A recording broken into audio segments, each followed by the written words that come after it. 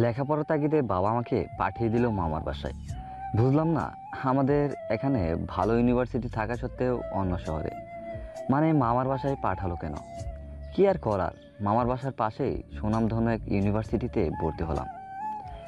সেখানে আমার মামাতো বোন তিথিও পড়তো। আমি আর তিথি সেম ইয়ারের স্টুডেন্ট। ব্যাগ প্যাকিং করতে শুরু করি। মামার বাসায় যেতে হবে, বাইরে গাড়ি দাঁড়ানো আছে। প্রচণ্ড কষ্ট ছিল এই চিরচেনা শহরটাকে ছেড়ে যেতে। এই শহরের প্রতিটা অলিগলি আমার চেনা, খুব মিস করব। জানি না আবার কবে এখানে আসতে পারবো। ব্যাগ গুছিয়ে আলতো করে চোখের পানি মুছতে মুছতে বাসা থেকে বের হয়েই অবাক হয়ে গেলাম, কারণ বাইরে কমপক্ষে 18 থেকে 20 জন ছেলে, মানে আমার কলেজের ফ্রেন্ডগুলো অপেক্ষা করছে। আমি অনেকটাই আবেগে আলতো হয়ে পড়লাম, তবু হাসি মুখে নিয়ে সবাইকে বললাম, হেই, সবাই কি আমার চলে যাওয়াতে খুশি? যেতে হবে না বলেই এসেছি। যেতে দিবে না বললে কি হয়? আবু কিন্তু আগের মতো এখন লাঠি নিয়ে আসবে, তোদের তাড়া করবে। আজকে তোর বাপ রামদা নিয়ে তাড়া করলেও এখান থেকে এক চুল পরিমাণ নড়াচড়া করব না। এখন সত্যি সত্যি ইমোশনাল হয়ে পড়ছি। বুঝে গেছি এদেরকে ভয় দেখিয়ে বিদায় করতে পারবো না। তাই একে একে সবাইকে বুকে জড়িয়ে নিয়ে বললাম, আরে চিন্তা করিস কেন, আমি কি সারা জীবনের জন্য যাচ্ছি নাকি? দেখবি কাল সকালেই এসে পড়বো। দুদিন পরে আমাদেরকে ভুলে যাবি না তো? নিজেকে বলতে পারবো, কিন্তু তোদেরকে না। তোরা আমাকে অনেক সাহায্য করেছিস, যেটা আমি সবসময় মনে রাখি আর রাখবো। আর দুদিন সেখানে থাকতে পারবো কিনা সন্দেহ। Miss you. Miss you too, all কলিজার টুকরা। এইটুকু বলে আর দেরি করলাম না, সাথে সাথে গাড়িতে উঠে বসলাম। মনে হচ্ছিল আমার মাঝ থেকে অনেক কিছু হারিয়ে যাচ্ছে। কিছু দূর যাওয়ার পর দেখতে পেলাম রাস্তায় বসে এক বৃদ্ধ লোক কান্না করছে। বয়স মিনিমাম 80+ হবে। মায়া লাগছিল, তাই ড্রাইভারকে গাড়ি থামাতে বললাম। গাড়িতে থেকে নেমে বৃদ্ধ লোকটার কাছে গেলাম। কি হয়েছে দাদা, এখানে বসে কাঁদছেন কেন? কান্না করা ছাড়া আর কোনো উপায় নেই বলেই। কি হয়েছে খুলে বললে হয়তো সাহায্য করতে পারতাম। আপনারা সাহেব মানুষ, সময় কি হবে এই বিদ্যার কথা শোনার? সাহেব মানুষ হলে তো গাড়িতে থাকতাম না। সেটা তো শুনবো, তবে দিনরাত কাজ করে যা পেয়েছি সব ছেলের পিছনে খরচ করেছি।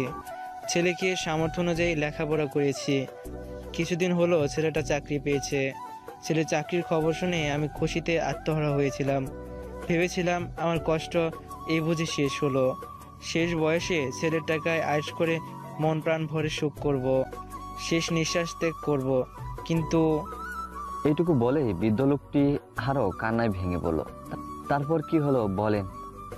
তারপর ছেলেটার আচরণ বদলাতে থাকে। ভাবলাম মা ছাড়া ছেলে, তাই হয়তো গুছিয়ে থাকতে শিখেনি। কিছুদিন যেতে না যেতেই আমাকে না জানিয়েই কোনো এক সাহেবের মেয়েকে বিয়ে করে নিয়ে আসে। আমি সেই হতভাগা পিতা, যে কিনা ছেলের বিয়ের কথাটাও 5 দিন পরে শুনি। তবে আফসোস করতাম না, কারণ আমার সময় ঘনিয়ে আসছে। আমাকে চলে যেতে হবে। একদিন আমার ছেলে বাবা হবে, সেদিন বুঝতে পারবে কতটা কষ্ট পেয়েছিলাম আমি। আপনি এখানে কেমন করে সেটা তো বলেননি। ছেলেটার বউ বাড়িতে আমাকে দিয়ে কাজের লোকের মতো সব কাজ করাতো। আমার ছেলে এসব দেখেও না দেখার ভাব নিয়ে অফিসে চলে যেত। আর ছেলে যখন বাড়িতে থাকতো না, তখন অচেনা অচেনা লোক ছেলের বউয়ের রুমে যাওয়া আসা করতে দেখেছি। এমনি বুঝেছি অনেক কিছু। অচেনা এক লোকের সাথে একটানা 2 ঘন্টা রুম বন্ধ করে থাকার মানে সবাই বুঝবে। সে যাই হোক, ছেলেকে বললে বিশ্বাস করবে না, তাই আমি সাহস করে বলিনি। হঠাৎ আমি অসুস্থ হয়ে পড়ি, যার ফলে কোনো কাজ করতে পারি না। তাই ছেলে বউটা আমাকে পুরো একদিন রুমে আটকে রেখেছিল। আমাকে কিছু খেতে দেয়নি, এক গ্লাস পানিও দেয়নি। পিপাসা আর ক্ষুধার যন্ত্রণা বাড়ি থেকে কোনোভাবে এখানে পালিয়ে এসেছি। বৃদ্ধ লোকটার করুণ কাহিনীটা শুনে চোখ থেকে পানি অজরে বেয়ে পড়ছে। মানুষ এতটাও নিচে নামতে পারে? সি সি, আগে তো এসব খবরের কাগজে দেখেছি, তবে আজ আমার সামনে সেই লোকটার নির্যাতনের শিকার। যাই হোক, আমি তাড়াতাড়ি বৃদ্ধ লোকটাকে নিয়ে এক রেস্টুরেন্টে গেলাম। সেখানে গিয়ে লোকটাকে ইচ্ছে মতো খাবার খেতে বললে। বৃদ্ধ লোকটা এমনভাবে খাচ্ছিল, সে কি আর বলবো। খাওয়া শেষ করে ফার্মেসি থেকে কিছু ওষুধ কিনে দিয়ে বললাম, এখন কোথায় যাওয়ার ইচ্ছা আছে? নিজের বাড়িতে যেতে পারবো না, তাই এক মেয়ে ছিল, তার বাড়িতে আশ্রয় নিব গিয়ে। আমি নামিয়ে দিয়ে আসবো। না বাবা, তুমি আজ আমার জন্য অনেক করেছো, তোমাকে দেওয়ার মতো আমার কিছুই নেই। কে বললো কিছু নেই? আপনি আমার মাথায় হাত রেখে দোয়া করে দেন, এটাই আমার জন্য অনেক কিছু। তখন বৃদ্ধ লোকটি আমার মাথায় হাত রেখে দোয়া করতে থাকেন। এক পর্যায়ে কেঁদে ফেলে লোকটি।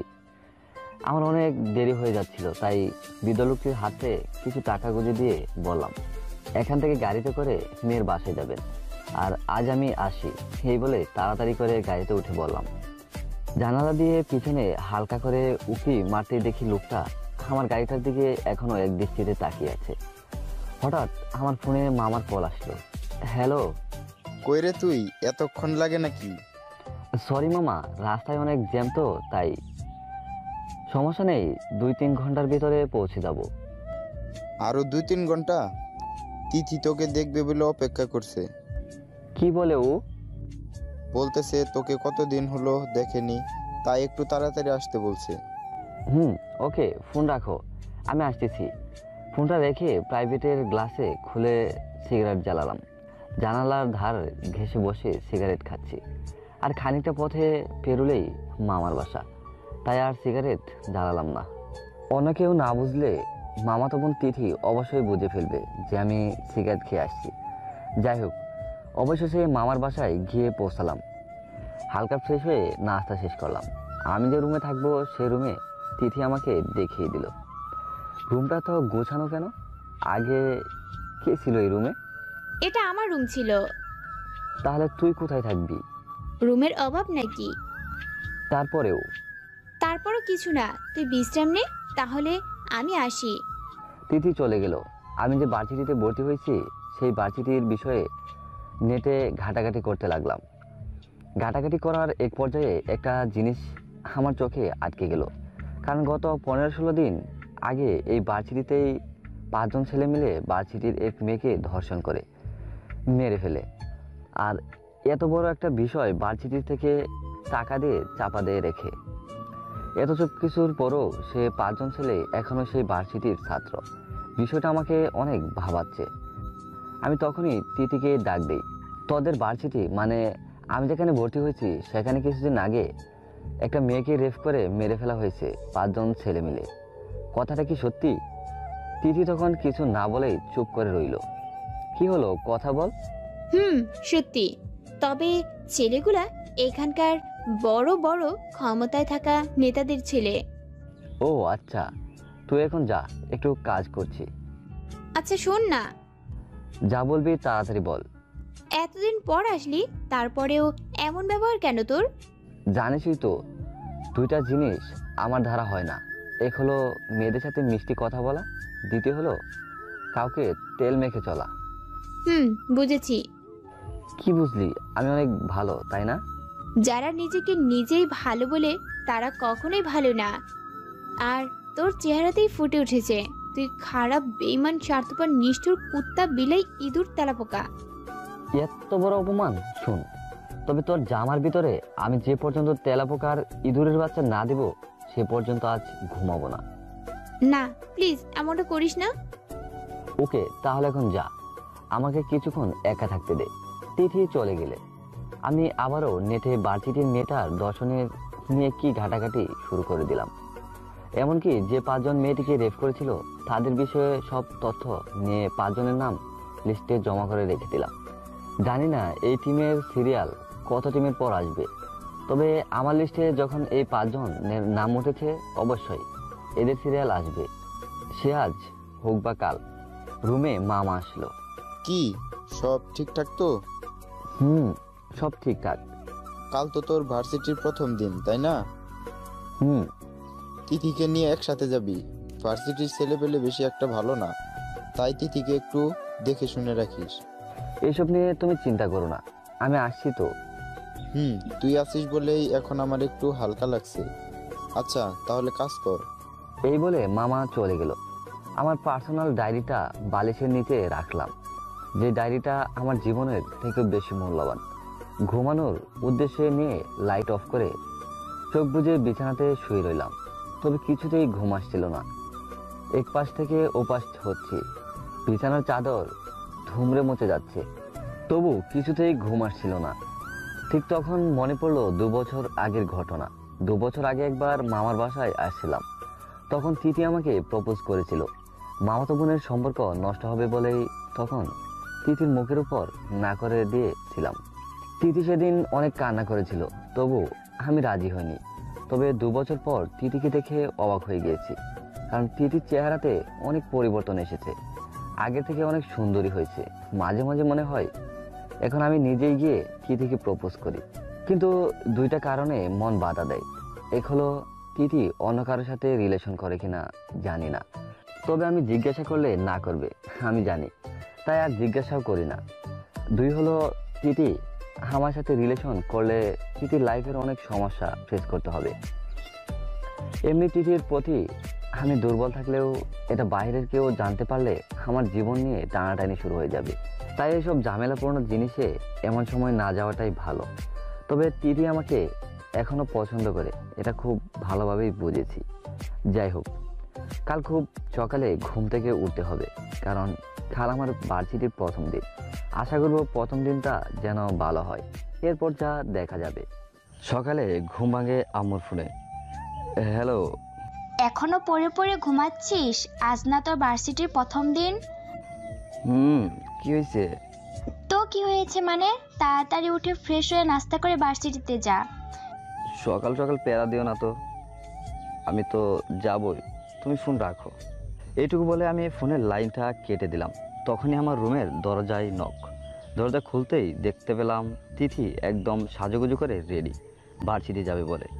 কি রে, তোর এখনো এই অবস্থা কেন? তাহলে কোন অবস্থায় থাকতে হবে?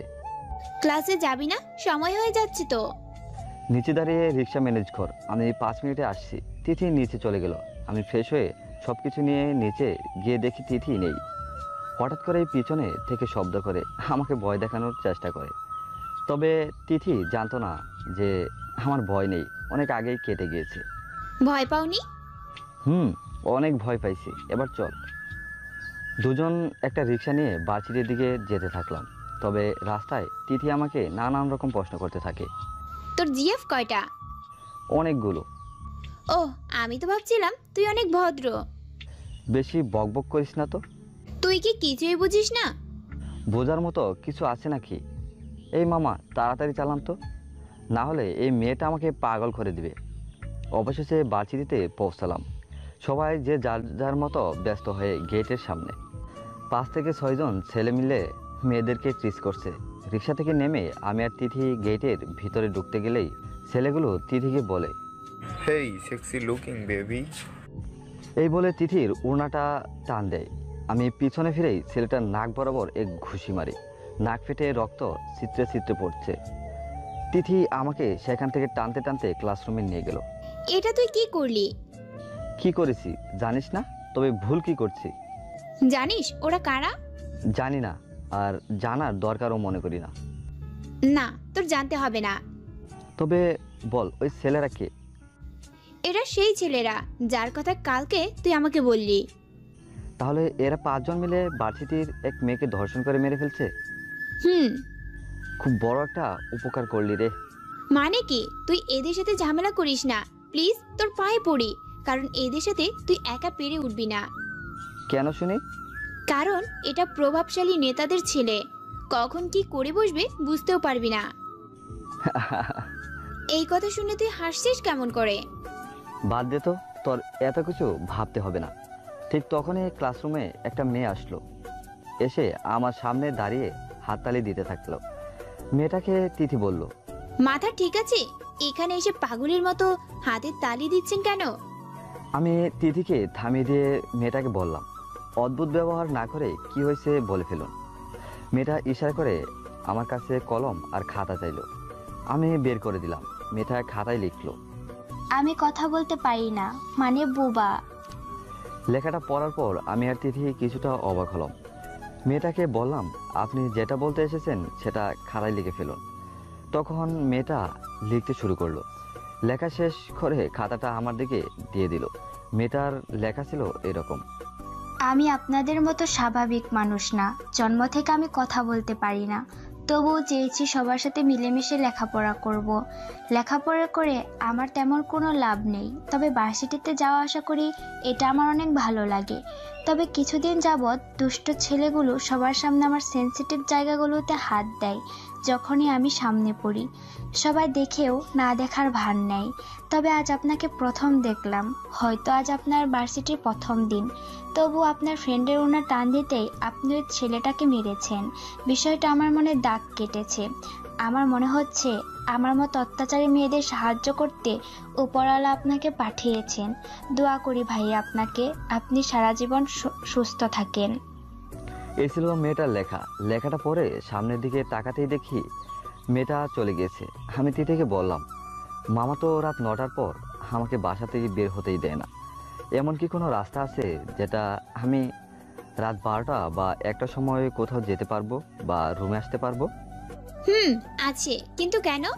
কোথা দিয়ে আসতে হবে তাইলে বল। বলবো না। তিথি হয়তো বুঝে গিয়েছে আমি কিছু একটা করতে যাচ্ছি, তাই বাসায় ঢোকার গোপন রাস্তাটা বলছে না। তবে আমি বের করেই ছাড়বো। আজ ভার্সিটির প্রথম দিন ছিল। ভেবেছিলাম দিনটা ভালো যাবে, কিন্তু সেটা আর হলো না। প্রথমেই এক ছেলেকে নাক ফাটিয়ে দিয়েছি। এমন সময় ক্লাসে স্যার আসলো। স্যার এসে বলল, ফারহানকে? আমি দাঁড়িয়ে হাত তুললাম। দেখে তো সুন্দর ভদ্র ফ্যামিলির ছেলে বলে মনে হচ্ছে, তবে কাজকর্ম এমন কেন? কেন স্যার, কি করছি? একটু আগে কার নাক ফাটিয়েছো জানো তুমি? আপনার কোনো রিলেটিভের ছেলে নাকি? বেশি কথা বলবে না, এরপর যেন এরকম কিছু না শুনি, বুঝতে পেরেছ?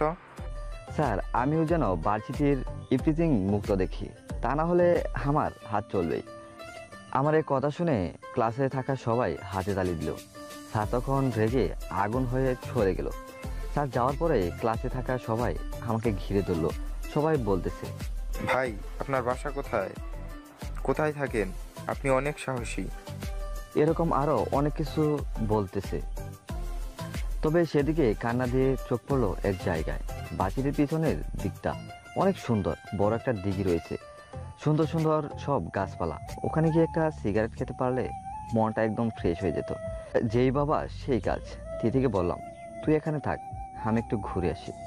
জি না, আমাকে সাথে করে নিয়ে যেতে হবে। আচ্ছা, এখানে তোর বিএফ নেই? যা, তোর বিএফের সাথে দেখা কর গিয়ে। সব সময় আমার সাথে থাকতে হবে না। যা, তুই যেখানে খুশি সেখানে যা। ও ভাবছে একটু রাগ দেখালেই ওকে আমার সাথে নিয়ে যাব, কিন্তু ওর চিন্তা ভাবনা ভুল। আমি একাই চলে আসলাম। ভার্সিটির পিছনের দিকটাতে এসে ঘাসের উপরে বসে সিগারেট খাচ্ছি। মনোরম পরিবেশ, ভালোই লাগছিল। কোথা থেকে যেন কান্নার শব্দ ভেসে আসলো আমার কানে। আমি উঠে দাঁড়ালাম আর খুঁজতে থাকলাম শব্দটা কোথা থেকে আসছে। দেখতে পেলাম আমার থেকে একটু দূরেই একটা মেয়ে ফুফিয়ে ফুফিয়ে কান্না করছে। মেয়েটা কাছে যেতেই ভয়ে মেয়েটাও উঠে দাঁড়ালো। ভয় নেই, মনে করেন আমি আপনার কান্নার সঙ্গী। আমারও মনটা আজ ভালো নেই। ওহ, কি হয়েছে আপনার যে এত বড় হয়েও কান্না করছেন? কিছু না, এমনিতেই। বুঝতে পারলাম মেয়েটা এত সহজে মুখ খুলবে না, তাই আমি একটা ছ্যাঁকা খাওয়ার কাহিনী বানিয়ে মেয়েটাকে বললাম। আমি বুঝতে পেরেছি মেয়েটা হয়তো প্রেমে ব্যর্থ হয়েছে। আমি এত সাজিয়ে গুছিয়ে আমার ছ্যাঁকা খাওয়ার কাহিনীটা বলেছি যে মেয়েটা এখন নিজ থেকেই আমাকে সব বলা শুরু করে দিয়েছে। মেয়েটা বলল, ওই ভার্সিটির এক ছেলের সাথে তার 2 বছর যাবৎ রিলেশন ছিল। এই 2 বছরে ছেলেটা তাকে প্রেমের মায়াজালে ফাঁসিয়ে তার জীবন একদম নষ্ট করে দিয়েছে। মেয়েটার মায়াবী একটা চেহারা। বুঝি না যে এইসব মেয়েদের নষ্ট করা কি খুব প্রয়োজন? মাত্র 10 থেকে 5 মিনিট সুখের জন্য মেয়েটা কাঁদতে কাঁদতে আরও বলল, আমি এ জীবন রাখবো না, কারণ আমার গৌরব, আমার সৌন্দর্য, আমার অহংকার, স্বামীর হক, এই সব কিছু আমি নষ্ট করে ফেলেছি। তাই আমার বেঁচে থাকার কোনো অধিকার নেই। এইটুকু বলে মেয়েটা ব্যাগে একটা ওষুধের বোতল বের করলো। এটা কিসের ওষুধ? এটা কোনো ঔষধ না, এটা বিষ। এটা এখন আপনি খেয়ে মরে যাবেন? আত্মহত্যা করা মহাপাপ, জানেন না? আপনার মতো হাজার হাজার জীবন্ত লাশগুলো বেঁচে রয়েছে এই ভেবে যে আত্মহত্যা মহাপাপ। পরকালে এদের কোনো ক্ষমা নেই, জাহান্নামের আগুনে জ্বলতে হবে। তাহলে এখন কি করব? আমার মাঝে কি আছে? সব তো নষ্ট করেই দিয়েছি। 5 ওয়াক্ত নামাজ পড়বেন আর বেশি বেশি তওবা করবেন। আল্লাহ তাআলা ক্ষমাশীল এবং তাওবাকারীকে সে ভালোবাসেন। আপনাকে একটা কথা বলি, বলেন। আপনি খুব ভালো। আমি কতটা ভালো যদি জানতে, তাহলে আমার থেকে 100 গজ দূরে থাকতেন। অবশ্য আমি ভালোদের সাথে ভালো। আপনি খুব সহজে আমার সকল ডিপ্রেশন, ভুল চিন্তা ভাবনা দূর করে দিয়ে জীবন নিয়ে নতুন করে বাঁচতে শেখালেন। যাই হোক, এসব কিছু বাদ দে, এখন বলো ছেলেটা কোথায় আছে এখন? ভার্সিটিতেই, হয়তো অন্য মেয়ের সাথেও মজা নিচ্ছে। তাকে সামনে পেলে কি করতে ইচ্ছে করে? জুতা পেটা করতে ইচ্ছা করে। ওকে, তাহলে আমার সাথে আসো। আমি ছেলেটার শার্টের কলার ধরে সবার সামনে দিয়ে টানতে টানতে আবারও ভার্সিটির পিছনের দিকটাতে নিয়ে আসলাম। কি হয়েছে ভাই, এখানে নিয়ে আসলি কেন? আমি মেয়েটাকে বললাম, তোমার ইচ্ছেটা পূরণ করো। তখন মেয়েটি দেরি না করে পা থেকে জুতা খুলে ছেলেটাকে ঠাস ঠাস করে মারতে শুরু করলো। বাপরে বাপ, মেয়ের কি স্পিড! সেই প্রথম বুঝলাম মেয়েদের রাগ উঠলে কতটা স্পিডে মারতে পারে। এমন ভাবে তো ছেলেরাও মারতে পারে না। মারতে মারতে এক পর্যায়ে মেয়েটাই কেঁদে ফেললো। হাজার হোক, কোনো এক সময়ের ভালোবাসার মানুষ ছিল ছেলেটি। ক্লাস শেষ করে আমি আর তিথি বাসায় আসতেছিলাম। এমন সময় একজন ছেলে তিথির সামনে হাঁটু গেড়ে বসে তিথিকে প্রপোজ করে। তিথি আমার দিকে তাকাচ্ছে বারবার। ছেলেটা বলল, ভাইয়া, আপনি তিথির কি লাগেন জানি না, তবে তিথিকে আমি অনেক আগে থেকে পছন্দ করি। তবে তিথি আমাকে পাত্তা দিত না, কিন্তু আজ তিথিকে আপনার সাথে দেখে বুকের ভিতরে আগুন জ্বলে উঠেছে, তাই বাধ্য হয়ে প্রপোজটা করে ফেলেছি। ছেলেটার কথা শুনে আমি কিছুটা অবাক হলাম। তিথিকে রেখে আমি একটু সামনে এগোলাম ছেলেটার প্রার্থনার কথা তিথিকে বলবে বলে, কিন্তু তিথিও আমার পিছু পিছু আসতে লাগলো। আরে ছেলেটা কথা বলবে, যা গিয়ে বল। কেন কথা বলবো? ছেলেটা তো ভালোই আছে, রিলেশন করে ফেল।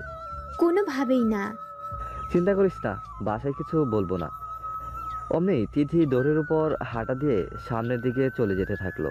পিছন থেকে ছেলেটা আমার শার্টের কলার ধরে টান দিতেই 2-3 জন ছেলে মিলে আমাকে এলোপাথারিভাবে ঘুষি মারতে থাকে।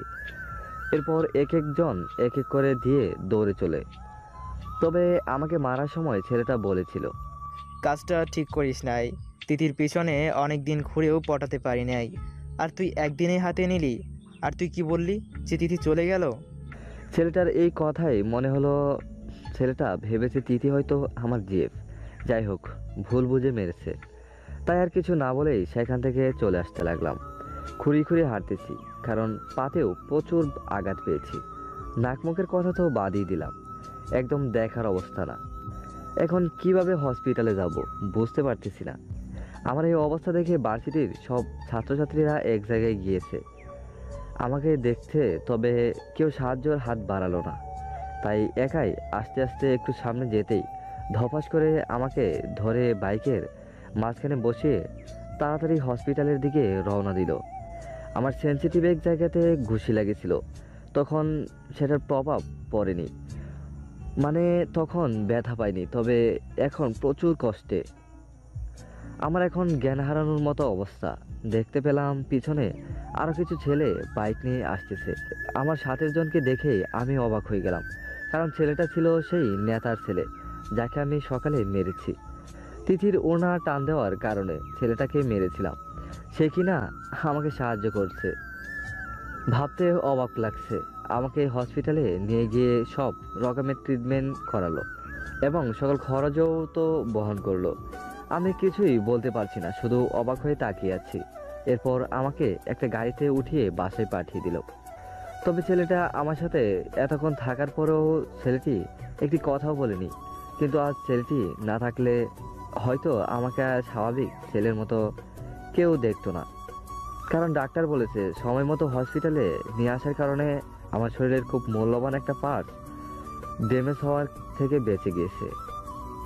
বাসার সামনে আসতেই মামি উপর থেকে আমার অবস্থা দেখে দৌড়ে নিতে চলে আসলো। আমাকে ধরে নিয়ে গেল বাসার ভিতরে। তিথি দৌড়ে আমার কাছে এসে বলল, তোর এই অবস্থা কেন? বাদ দে তো, এমনি বাইক থেকে পড়ে গিয়েছিলাম।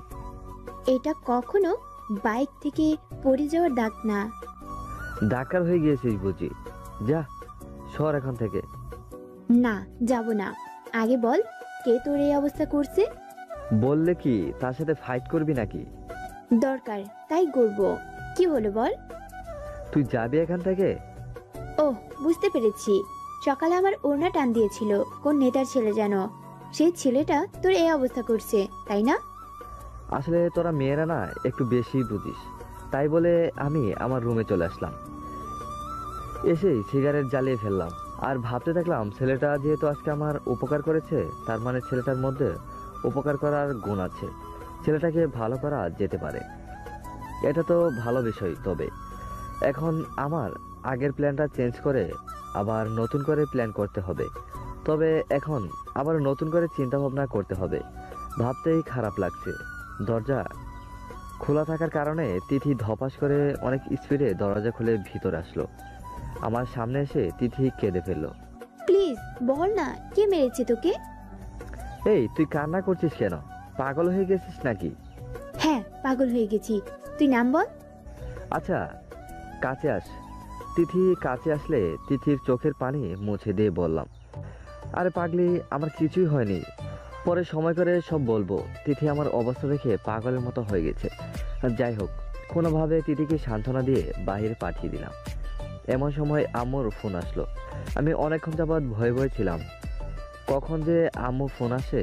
সো কি আর করার, ফোন তো রিসিভ করতেই হবে। হ্যালো আম্মু। কি হয়েছে তোর? কই কিছু না তো। কেন, কে কি বলেছে? তোরে মেরে নাকি নাক মুখ ফাটিয়ে দিয়েছে? বেশি না, একটু। তুই কি করলি? তোর হাত পাল্লা দেয়নি? ভাবলাম কি আর হলো কি। আম্মু কথা শুনে আমি রীতিমতো অবাক হয়ে যাচ্ছি। আম্মু আরো অনেক কিছু বললো, সব কথার এক মানেই কারো কাছে মার খেয়ে ফিরে আসা যাবে না, তাকেও কিছু করতে হবে। যাই হোক, আম্মুকে বললাম, আচ্ছা নেক্সট টাইম ওই ছেলেটার সাথে দেখা হলে মেয়ের একদম ফাটিয়ে ফেলবো, আর তুমি এখন ফোনটা খাও। আম্মু বলল ঠিক মতো ওষুধ খেতে। এই বলে ফোনটা রেখে দিলাম। পরদিন সকালে ঘুম থেকে উঠতেই পারছি না, শরীরটা খুব ব্যথা করছে। তাই ভাবলাম আজ আর ভার্সিটি যাওয়া হবে না। এমন সময় তিথি আমার রুমে আসলো। কিরে, এখনো রেডি হচ্ছিস না কেন? আজ আর যাবো না রে। কেন, কোনো সমস্যা হয়েছে? না এমনি, ওই আর কি, শরীরটা ব্যথা করছে একটু। ও তাহলে থাক, আজ নাই গেলাম ক্লাসে। তুই যাবি না কেন? তুই জানা। তোকে রেখে একা একা যেতে ভালো লাগে না।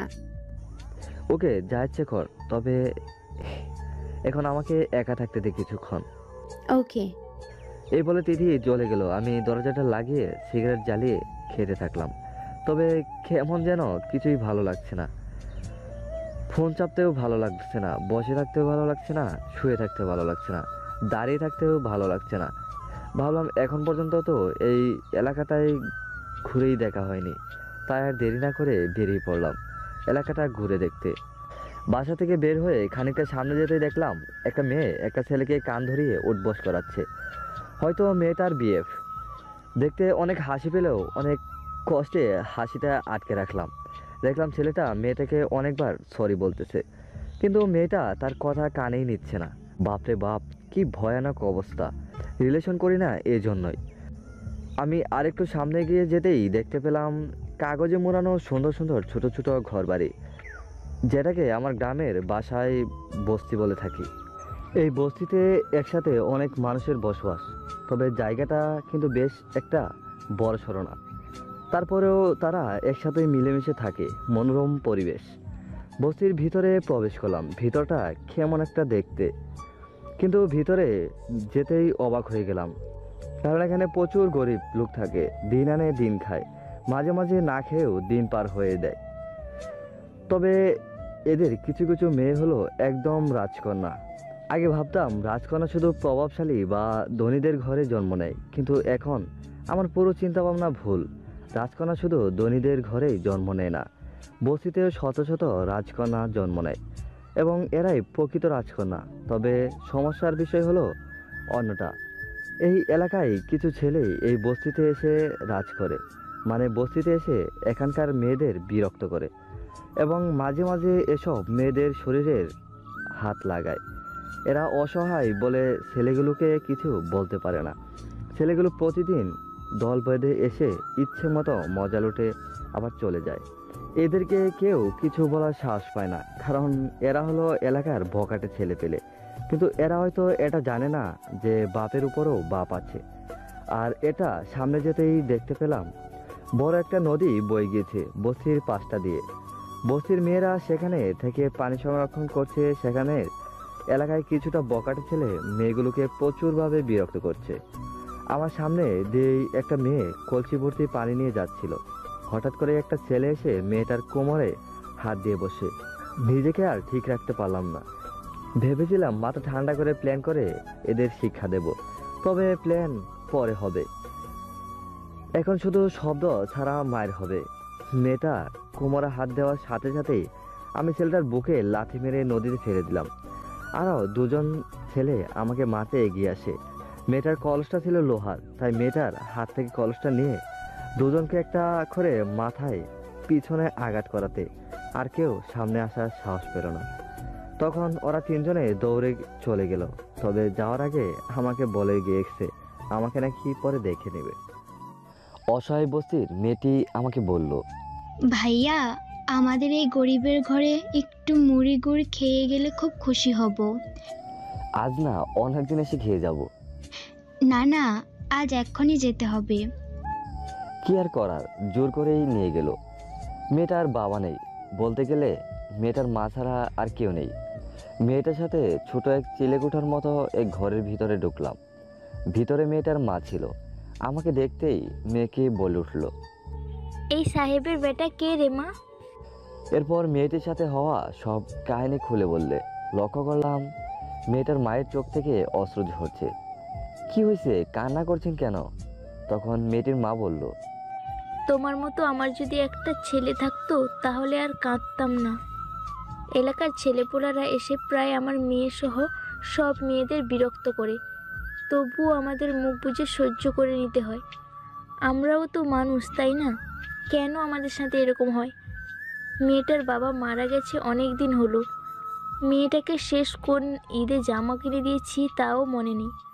সামনে আবার তো ঈদ আসছে। আমার একমাত্র সম্বল মেয়ে, তার কোনো চাহিদা পূরণ করতে পারি না।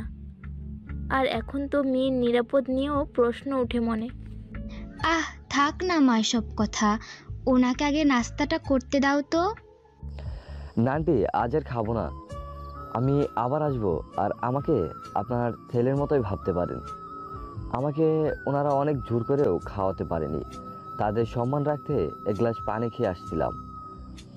মেয়েটির মায়ের কথা শুনে পানিও গলা দিয়ে নামছিল না, আটকে আটকে পড়ছিল। একটা মানুষ এত কষ্ট বুকে নিয়ে থাকে কেমন করে? আল্লাহ তাআলা এদের অনেক ধৈর্য শক্তি দান করেছেন। যাই হোক, অনেক কিছুই করতে হবে এখন আমাকে। সব কিছুই একসাথে মাথায় ঘুরপাক খাচ্ছে। এসবের চাপে মাথাটাও ঠিকঠাকভাবে কাজ করছে না। বাসায় আসার পর, কই গিয়েছিলি এই শরীর নিয়ে? কোথাও না, এখানেই। কোথাও না এখানেই মানে? জায়গার নাম বল।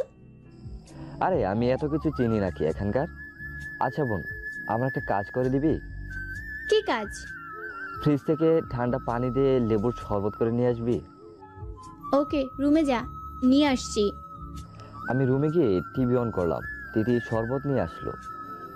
কিরে, চিনি কম দিচ্ছিস কেন? কই দেখি। এই বলে তিথি আমার হাত থেকে গ্লাসটা নিয়ে চুমুক দিয়ে বলল, কই, ঠিকই তো আছে। তুই চুমুক দিলি কেন? কেন, আমার মুখের জিনিস খেতে পারবি না? ওকে, আবার করে আনছি। আরে না, মজা করলাম। দে তো।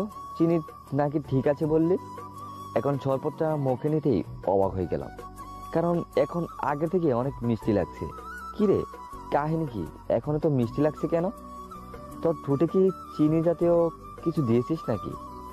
আরে না পাগল, চিনিটা ভালোভাবে মিশছিল না, আমি মিশিয়ে দিয়েছি। ও, এই ব্যাপার। জি, এই ব্যাপার। হঠাৎ করেই আমার আর তিথির চোখ আটকে গেল টিভির খবরের দিকে। ব্রেকিং নিউজ দেখে আমি আর তিথি হতবাক। কারণ সেই দিন তিথিকে যে ছেলেটি প্রপোজ করেছিল আর আমাকে মেরেছিল, সেই ছেলের লাশ নাকি নদী থেকে উদ্ধার করেছে পুলিশ। তার মানে ছেলেটাকে আজ অথবা গতকাল রাতে কেউ মেরে নদীতে ফেলে দিয়েছিল। ভাবতে কেমন যেন লাগছে। তিথি তো কথাই বলতে পারছে না। সেদিন তো ছেলেটা ভার্সিটির সবার সামনে আমাকে প্রপোজ করেছিল। এই কারণে পুলিশ যদি আমাদের সন্দেহ করে বাসায় আসে তাহলে কেমন করব? ধুর, তোর সব যত সব আলতু ফালতু কথা। তখন তিথি আমার দিকে কড়া দৃষ্টিতে তাকিয়ে বলল, তুই তো কিছু করিস নাই। পাগল হইলি নাকি? আমি এমনিতে বিপজ্জনক থাকলেও কাউকে খুন করব এটা আমার দ্বারা সম্ভব না। সত্যি বলতো, তুই একটু আগেও যেন কোথা থেকে আসলি। আমাকে খুনি ভাবছিস নাকি রে? বা আমি কালকেই চলে যাব? আরে না, এমনি বললাম। তুই খুন করবি? তুই তো মশা মারতেও পারিস না। ঠিক। তাহলে ছেলেটাকে কে মারলো এমন করে? এসব নিয়ে তোকে ভাবতে হবে না, তুই এখন যা, আমার কাজ আছে।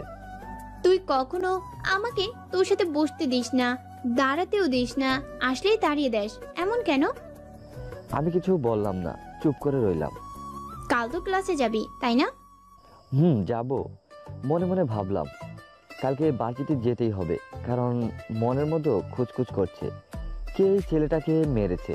এর পিছনে রহস্য কিছু থাকতে পারে। তবে সে যাই হোক, কাল বাড়িতে গিয়ে প্রথমে রহস্যভেদ করব, এরপর ভালো একটা মেয়ে খুঁজে রিলেশন করব।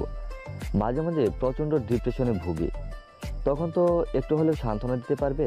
পরদিন সকালে একটু আগেই উঠলাম, বাড়িতে যে রহস্য বেদ করার জন্য অস্থির হয়ে যাচ্ছিলাম। ঘুম থেকে উঠে পরিপাটি হয়ে তিথির রুমে গেলাম। গিয়ে দেখি তিথি নাক ডাকে ঘুমাচ্ছে।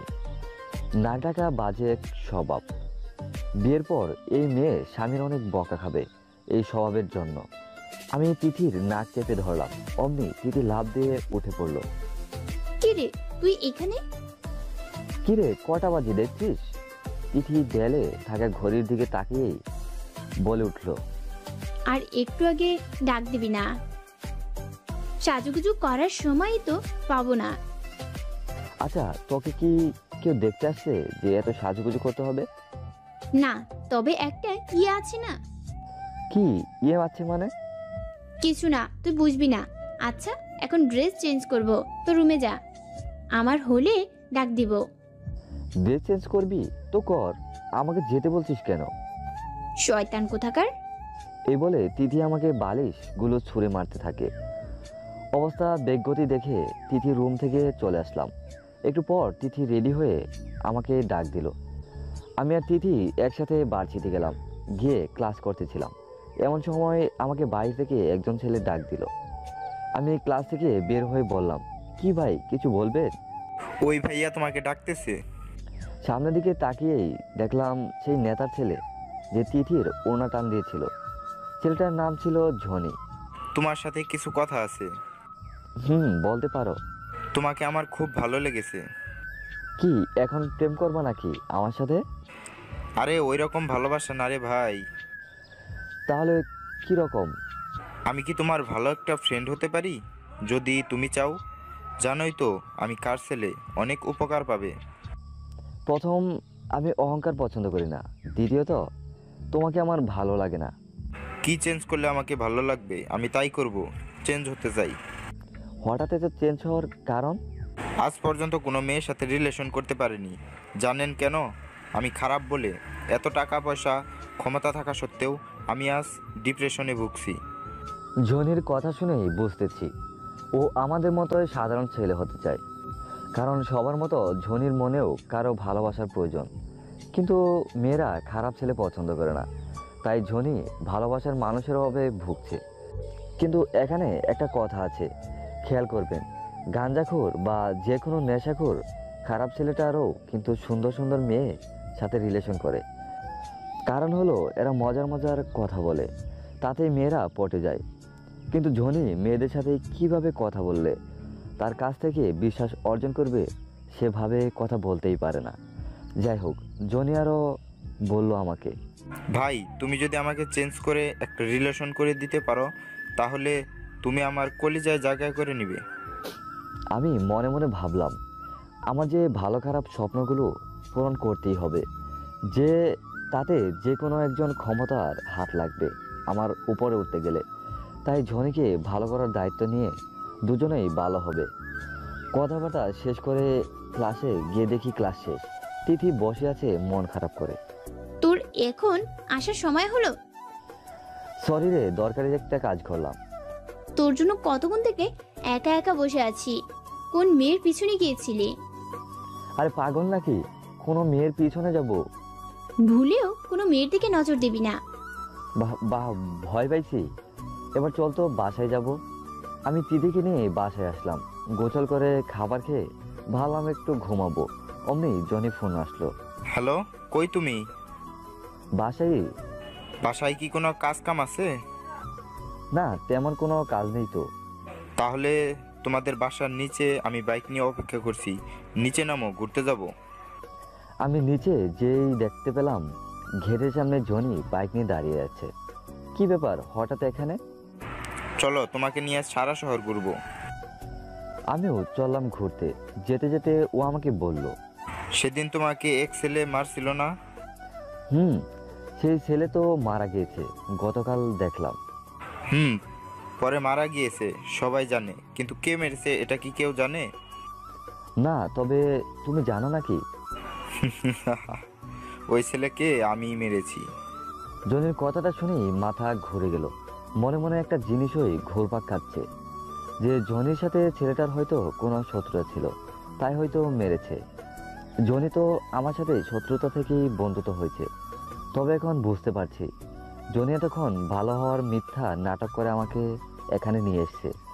হয়তো আমাকেও মেরে ফেলার জন্য এখানে নিয়ে এসেছে। তখনও আমি বাইকের পিছনে বসে আছি। হঠাৎ করে খেয়াল করলাম আমাদের বাইকের পিছনে 20 থেকে 25টা বাইক ভর্তি অনেক ছেলেপেলে আসতেছে। তখনই আমি বুঝে গেলাম আজ হয়তো আমার সাথে অনেক খারাপ কিছু ঘটবে। এখন আমারও কিছু করার নেই, যা হবার তা হবে। এমন সময় ঝনি বলে উঠল, ফারহান, আজ তোমাকে এমন জিনিস দেব যেটাতে তুমি অনেক খুশি হয়ে যাবে, ভাবতেও পারবে না কত বড় অফার তুমি আজ পাবে। জনি আমাকে বাইকের পিছনে বসিয়ে কোথায় যেন নিয়ে যাচ্ছে। আমাদের বাইকের পিছনে আরো অনেকগুলো বাইক একসাথে আসছে। জনি সেদিন এক ছেলেকে খুন করেছে। জানি না আজ আমাকে কোথায় নিয়ে যাচ্ছে। যেতে যেতে কোনো এক ক্লাবে নিয়ে গেল। সেখানে অনেকগুলো ছেলেপেলে ছিল। ফারহান, এদিকে আয়। আমি জনির কাছে যেতেই জনি সবাইকে উদ্দেশ্য করে বলল, আমার সাথে তোমরা যাকে দেখতেছো তার নাম হলো ফারহান, আমার কলিজার ভাই বা বন্ধু। আজ থেকে আমি চাই তোমরা সবাই আমাকে যেমন সম্মান দাও, আমার সব শুনো, ঠিক তেমনি ফারহানেরও সব কথা শুনতে হবে। মনে করবা দুজন এক মানুষ। সবাই কি আমার কথাটা বুঝতে পারছো? তবে সেখানে দুজন ছেলে বলে উঠল, যাকে চিনি না জানি না তাকে হঠাৎ এত সম্মান কেন দেব? ঠিক তখনই বাকি সব ছেলেগুলো সেই দুজন ছেলেকে ইচ্ছে মতো মেরে বলল, জনি ভাইয়ের উপরে কথা বলার সাহস এই শহরের কারণেই। সে যখন বলেছে ফারহান ভাইকেও তার মতো করে সম্মান দিতে বা তার কথা মানতে, তাহলে অবশ্যই মানতে হবে। জনি তখনই সবাইকে ক্লাসে রেখেই আমাকে বাহিরে নিয়ে আসলো। কি কেমন লাগলো? কি কেমন লাগবে? 200-300 ছেলে পেলে যদি তোকে দেখে একসাথে মাথা নিচু করে, তখন তোর অনুভূতিটা কেমন লাগবে? আমি বুঝলাম না তুই আমার জন্য এত কিছু করছিস কেন? পরিচয়টা মাত্র একদিনের। ও তুই বুঝবি না, এই লাইনে চলতে চলতে মানুষ চেনার অভ্যাসটা খুব ভালোভাবে হয়ে গিয়েছে। তাহলে বলতো আমি কেমন? তুই বিশ্বস্ত, চঞ্চল, বিপজ্জনক, তবে সবার জন্য বিপজ্জনক না। আরও অনেক কিছু বুঝতে পেরেছি, ছোটোখাটো, তবে আজ থাক সেগুলো। ওকে, তাহলে আমরা এখন কোথায় যাচ্ছি? আমার না এক মেয়েকে খুব ভালো লাগে। অনেক চেষ্টা করেছি মেয়েটির সাথে সম্পর্ক করার, তবে আমি খারাপ বলে এখনো কিছু হয়নি। খারাপ বলে হয়নি এটা ভুল কথা। মেয়েরা খারাপ ছেলেদের প্রেমই বেশি পড়ে। দুদিন পর সব হারিয়ে ছেঁকা খেয়ে বসে। তারপর কি করে? তারপর সেই ভালো মেয়েটাও খারাপ হয়ে যায় এবং আরও 10 থেকে 12 জন ছেলেকেও খারাপ বানাতে দ্বিধাবোধ করে না। কি সাংঘাতিক! আচ্ছা, তুই মেয়েদের বিষয়ে এত কিছু কেমনে জানিস? এগুলো জানার বিষয় না, এগুলো হলো বোঝার বিষয়। যাই হোক, তুই যে মেয়েকে পছন্দ করছিস তার পিছনে একদিন ধরে ঘুরেছিস? গত 2 বছর হলো রে ভাই। বলছিস কি এতদিন? আচ্ছা, আমাকে নিয়ে চল তো মেয়েটির কাছে। জনি আমাকে নিয়ে গেল মেয়েটির বাসার সামনে। দুজনে মিলে রোদের মধ্যে অনেকক্ষণ বসে রইলাম। কখন মেয়েটা বাসা থেকে বের হবে, এদিকে আমি ঘেমে একদম শেষ, তাই সামনের গাছটাতে গিয়ে বসে পড়লাম। কিছুক্ষণ পর মেয়েটি বাসা থেকে বের হলো। দেখতে ভালোই, জনির রুচি আছে বলতে হবে। নাম হলো মিম। জনি মেয়েটিকে দেখে উত্তেজনায় ছটফট করছে, কি থেকে কি করবে বুঝতে পারছে না। আমাকে বলল, ফারহান ভাই আমার, তুই কিছু একটা কর। আরে চিন্তা করিস না, এদিকেই আসছে মেয়েটা। মেয়েটা আমাদের পাশ কাটিয়ে চলে যাচ্ছিল। পেছন থেকে বললাম, এই যে ম্যাম, দুটি কথা শোনার সময় হবে। মেয়েটি শুনেও না শোনার ভাব নিয়ে সামনে দিয়ে চলে যেতে থাকলো। আমি দৌড়ে গিয়ে মেয়েটার সামনে গিয়ে দাঁড়ালাম। মেয়েটা চমকে গেল। কি হয়েছে, কিছু বলবেন? কিছু বলার জন্যই তো কড়া রৌদ্রের মধ্যে আমাকে দাঁড় করিয়ে রেখেছে জনি। কেন? আপনাকে জনি অনেক লাভ করে। আপনাকে একটিবার দেখার জন্য পাগলের মতো ছটফট করছে। আপনার জন্য ও সব খারাপ কাজ ছেড়ে দিয়ে ভালো হওয়ার চেষ্টা করছে। এখন যদি আপনি এমন করেন তাহলে ও কিন্তু খারাপ হয়ে যাবে এবং আপনার মতো অনেক নিরহ মেয়েকে নষ্ট করবে যদি সে আপনার ভালোবাসা না পায়। আপনার কথায় যুক্তি আছে, তবে আপনার ফ্রেন্ড জনি আমাকে এরকম ভাবে কখনো বলেনি। তাহলে কিরকম ভাবে বলছে শুনি? একটা সিগারেট খেতে খেতে আমার মুখের উপর ধোঁয়া উড়িয়ে ভিলেন স্টাইলে বলে, ভাল লাগছে, অনেক ভাল লাগছে। আচ্ছা ভাইয়া, আপনিই বলেন, এইভাবে কোনো মেয়েকে প্রপোজ করলে সেই মেয়ে ইমপ্রেস হবে নাকি ভয় পাবে? অবশ্যই ভয় পাবে। আচ্ছা, জনির পক্ষ হতে আমি ক্ষমা চাচ্ছি। দ্বিতীয়বার এমন আর করবে না, কথা দিচ্ছি। জনিকে ভালো করার দায়িত্ব আমি নিয়েছি, তবে তোমার সাহায্য লাগবে। তুমি কি আমায় সাহায্য করবে? করব। আলহামদুলিল্লাহ। আচ্ছা, এখন জনিকে ডেকে আনি প্লিজ। ভালোভাবে কথা বলবেন। আর আজ থেকে আপনাকে কিন্তু আমি ভাবি বলবো। ওকে। আমি জনির কাছে গেলাম। জনি আমার থেকে একটু দূরেই ছিল। কাজ তো হয়ে গিয়েছে ব্রাদার্স। তখনই খুশিতে জনি এক লাফে আমার কোলে উঠে পড়ে। ভাই আমি জানতাম তুই পারবি, কিন্তু এটা জানতাম না গত 2 বছরের চেষ্টা করেও যেটা পারিনি সেটা তুই 2 মিনিটে করে দেখাবি। সত্যি আজ অনেক করলি আমার জন্য। আরে ভাই রে ভাই, কুল থেকে নাম। মিম তো দেখছে। তো এখন দুজনের সাথে কথা বলেই দিলাম। একদিনে তো আর সব কথা বলা শেষ করা যায় না। মিম বলল, আমার নানুর বাসায় যেতে হবে এখন। কোথায় তোমার নানু বাসা? এই তো সামনেই। আমি নামিয়ে দিয়ে আসি? না না, থাক, 1 মিনিটের রাস্তা, সামনের বাসাটার পাশের বাসাটাই। সো আজকের মতো বাই। Okay bye. ফারহান ভাইয়া, আপনি অনেক সুন্দর করে কথা বলেন। নাইস ভাইয়া। আচ্ছা ভাইয়া, বাই। ভালো থেকো, টাটা। মিম চলে গেলে জনি আমাকে পাগল করে দিচ্ছে। একে তো জনি নিজেই খুশিতে পাগল হয়ে গিয়েছে। কি খাবি বল, আজ সব খরচ আমার। ভাই তুই 1 লিটার তেল খরচ করে বাসায় নামিয়ে দেয় প্লিজ। অনেকক্ষণ হলো বাসায় থেকে এসেছি, বকাঝকা করবে। ওকে, তাহলে তোর এই অফারটা অন্য একদিন দিব।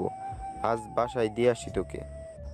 বাসার সামনে এসে জনিকে বাসায় নেওয়ার জন্য অনেক চেষ্টা করলাম, তবে ও বলল আগে জনির বাসায় আমাকে যেতে হবে, তারপর নাকি ও আমাদের বাসায় আসবে। কি আর করার। আমি দরজাতে নক করার পর তিথি দরজা খুললো। আমাকে দেখেই তিথি রাগে একদম লাল হয়ে গেল। জানি না কেন, বাট তিথিকে দেখে খানিকটা ভয়ই করছে। তিথির চোখ মুখ দেখে মনে হলো ও অনেক রেগে আছে। তিথিকে পাশ কাটিয়ে সুন্দর করে আমার রুমে ঢুকে পড়লাম, কারণ ওর দিকে তাকালেই নানা রকমের প্রশ্ন করা শুরু করে দিবে। পিছনে তাকাতেই লক্ষ্য করলাম তিথিও আমার পিছু পিছু আমার রুমে আসছে। এখন কি যে করি? তুই এখানে কি করছিস? এখন ঘুমাবো, দরজাটা চাপিয়ে দিয়ে চলে যা। কই গিয়েছিলি? কোথাও না, এখানেই। আমি জানি তুই জনি নামের খারাপ ছেলেটার সাথে মিশে খারাপ কাজে যাচ্ছিস, তাই না? আল্লাহ আমারে উঠায় নাও, এই যন্ত্রণা আর সহ্য হচ্ছে না। তোকে নিবে কেন? খারাপ মানুষের আয়ু একটু বেশিই থাকে। তুই তো এত সহজে মরবি না। কিন্তু তুই তো আমাকে না মেরে ছাড়বি না। যত সব পচা ছেলের সাথে মেলামেশা করা শুরু করে দিয়েছিস, দাঁড়া আম্মুকে বলতে দে। মামিকে কি বলবি? দেখ, ভালোই ভালোই এখান থেকে কেটে পড়, না হলে না, কি করবি? এখন আমি কান্না করব। ওকে ওকে, যাচ্ছি। এই বলে তিথি চলে গেল। যাক বাবা, গুন্ডি মেয়েটার হাত থেকে রেহাই পেলাম। একটা সিগারেট খেয়ে ঘুমিয়ে পড়লাম। ঘুম থেকে উঠে বিছানাতে শুয়ে জানালা খুললাম। ওমা, জানালা খুলতেই অবাক হয়ে গেলাম। কি সুন্দর একটা চাঁদ ঝলমল করছে, হয়তো আজ পূর্ণিমা রাত। চাঁদটার সৌন্দর্য অনুভব করতে করতে সিগারেট জ্বালিয়ে খেতে থাকলাম আর ভাবতে থাকলাম, আজ যদি আমার কোনো ভালোবাসার মানুষ থাকতো তাহলে তাকে নিয়ে একসাথে চাঁদ দেখার সৌন্দর্যটা অনুভব করতাম। কিন্তু কি কপাল, আজ পর্যন্ত কোনো মেয়েকে দেখে মনের মধ্যে লাড্ডুই ফুটেনি। ছাদে গেলাম চাঁদটা আর একটু কাছে থেকে দেখতে। তবে ছাদে গিয়ে দেখি তিথি ছাদে চেয়ারে বসে কোনো রোমান্টিক গান শুনছে। আমি নিচে চলে আসলাম, কারণ আমি জানি তিথির আমার উপর দুর্বলতা রয়েছে, মানে ও আমাকে পছন্দ করে। সবাই বুঝি, তবে না বোঝার ভাব ধরে থাকি, কিন্তু এটা কখনোই সম্ভব না। রুমে এসেই ঘুমিয়ে পড়লাম। সকালে ঘুম ভাঙে তিথির ডাকে। ওই ফারহান, ওঠ, জানিস কাল রাতে কি হয়েছে? কি হয়েছে? তুই ছাদ থেকে পরে কেউ বেঁচে আসিস, এটাই তো, তাই না? আরে না, পাশের বস্তিতে এক মেয়েকে ধর্ষণ করে মেরে ফেলেছে। এই কথা শোনা মাত্রই তিথির কথার কোনো জবাব না দিয়ে ছাদটা কোনোভাবে পরে দৌড়াতে যেতে লাগলাম বস্তির দিকে। মনে মনে একটা জিনিসই ভাবছিলাম, বস্তিতে একটা মেয়ে আছে যাকে আমি বোন ভাবি। আগেও বলেছিলাম ভয় পাচ্ছিলাম। আমি যাকে বোন ভাবি তার তো কোনো কিছু হয়নি, কারণ মেয়েটা বস্তির হলে কি হবে, দেখতে একদম রাজকন্যা। তো আমি বস্তির সামনে গিয়ে দেখতে পেলাম অনেক লোকের ভিড়। হঠাৎ করে সেই মেয়েটা আমাকে দেখে দৌড়ে আমার কাছে আসে। যাক, মেয়েটাকে দেখে মনটা একটু ঠান্ডা হলো। মেয়েটা আমার হাত ধরে দর্শিতা হওয়া মেয়েটার লাশের কাছে নিয়ে গেল। ইস, সে কি এক দৃশ্য, দেখার মতো না। কোনো স্বাভাবিক মানুষ ছাড়া অনেকেও লাশটা দেখলে নিশ্চয়ই কোনো সমস্যায় পড়ে যাবে। মেয়েটার ঠোঁট কাটা ছিল, গালে অনেক কামড়ের দাগ। মেয়েটাকে গলার শ্বাসনালী কেটে মারা হয়েছে। বস্তিতে থাকা সবাইকে জিজ্ঞেস করলাম মেয়েটাকে কে এমন করে মেরেছে। সবাই বলল জানি না, তবে অনেকেই চুপ করেছিল। তার মানে তারা সব জানতো, কিন্তু বলার সাহস পাচ্ছে না। আমি হতাশায় ডুবে যেতে থাকলাম। কেউ কিছু না বললেও কেমন করে মানুষ নামের জানোয়ারটার শিক্ষা দেব। এমন সময় বস্তির সেই মেয়েটি যাকে আমি বোন ভাবি, সে আমাকে বলল, ভাইয়া, আপনার সাথে কিছু কথা আছে। এই বলে আমাকে নির্জনের জায়গাতে নিয়ে যায়, যেখানে কোনো মানুষ নেই। ভাইয়া, আমি সব জানি। বলো, কথা দিচ্ছি তোমার কোনো সমস্যা হবে না আমি থাকতে। রাতে আমি যখন বাথরুম করতে বাইরে যাচ্ছিলাম, এমন সময় পাশের জঙ্গলটা থেকে চাপা সুরে চিৎকারের শব্দ ভেসে আসছিল। আমি শব্দটা অনুসরণ করতে গিয়ে সব দেখি। আমি সেখানে জ্ঞান হারিয়ে ফেলি। কিছুক্ষণ পর জ্ঞান ফিরলে আমি দৌড়ে ঘরে এসে শুয়ে পড়ি। তোমাকে কিছু করেনি? তুমি তো সেখানেই ছিলে। তারা আমায় দেখতে পায়নি, আমি এমন জায়গাতে ছিলাম। আর ভাইয়া, মেয়েটাকে ওরা অনেক কষ্ট দিয়ে মেরেছে। মেয়েটার অত্যাচার দেখে আমি নিজেই জ্ঞান হারিয়ে ফেলেছিলাম। এইটুকু বলে মেয়েটা কাঁদতে লাগলো। মেয়েটা যেভাবে আমাকে বলল শুনেই বুকের ভিতরটা ধরপড় করছে। আচ্ছা, তুমি কি তাদের চিনো? একজনকে চিনেছি, সাথে আরও দুজন ছিল। মুখ দেখিনি, তবে চিনি না। যাকে চিনি সে হলো পাশের এলাকার প্রভাবশালী এক লোক। সামনে এমপি নির্বাচনে দাঁড়াবে শুনেছি। নাম হলো কালাম। ওকে, তোমাকে অনেক অনেক ধন্যবাদ। তোমার কোনো চিন্তা নেই, আমি আছি। সেখান থেকে চলে এসে জনিকে ফোন করে দিয়ে বললাম আমার একটা রুম লাগবে কিছুদিনের জন্য, গোপন রুম, যেখানে আমি ছাড়া আর কেউ যাবে না। পারবি না ম্যানেজ করতে? এই সামান্য কাজটা পারবো না, এটা কি করে হয়?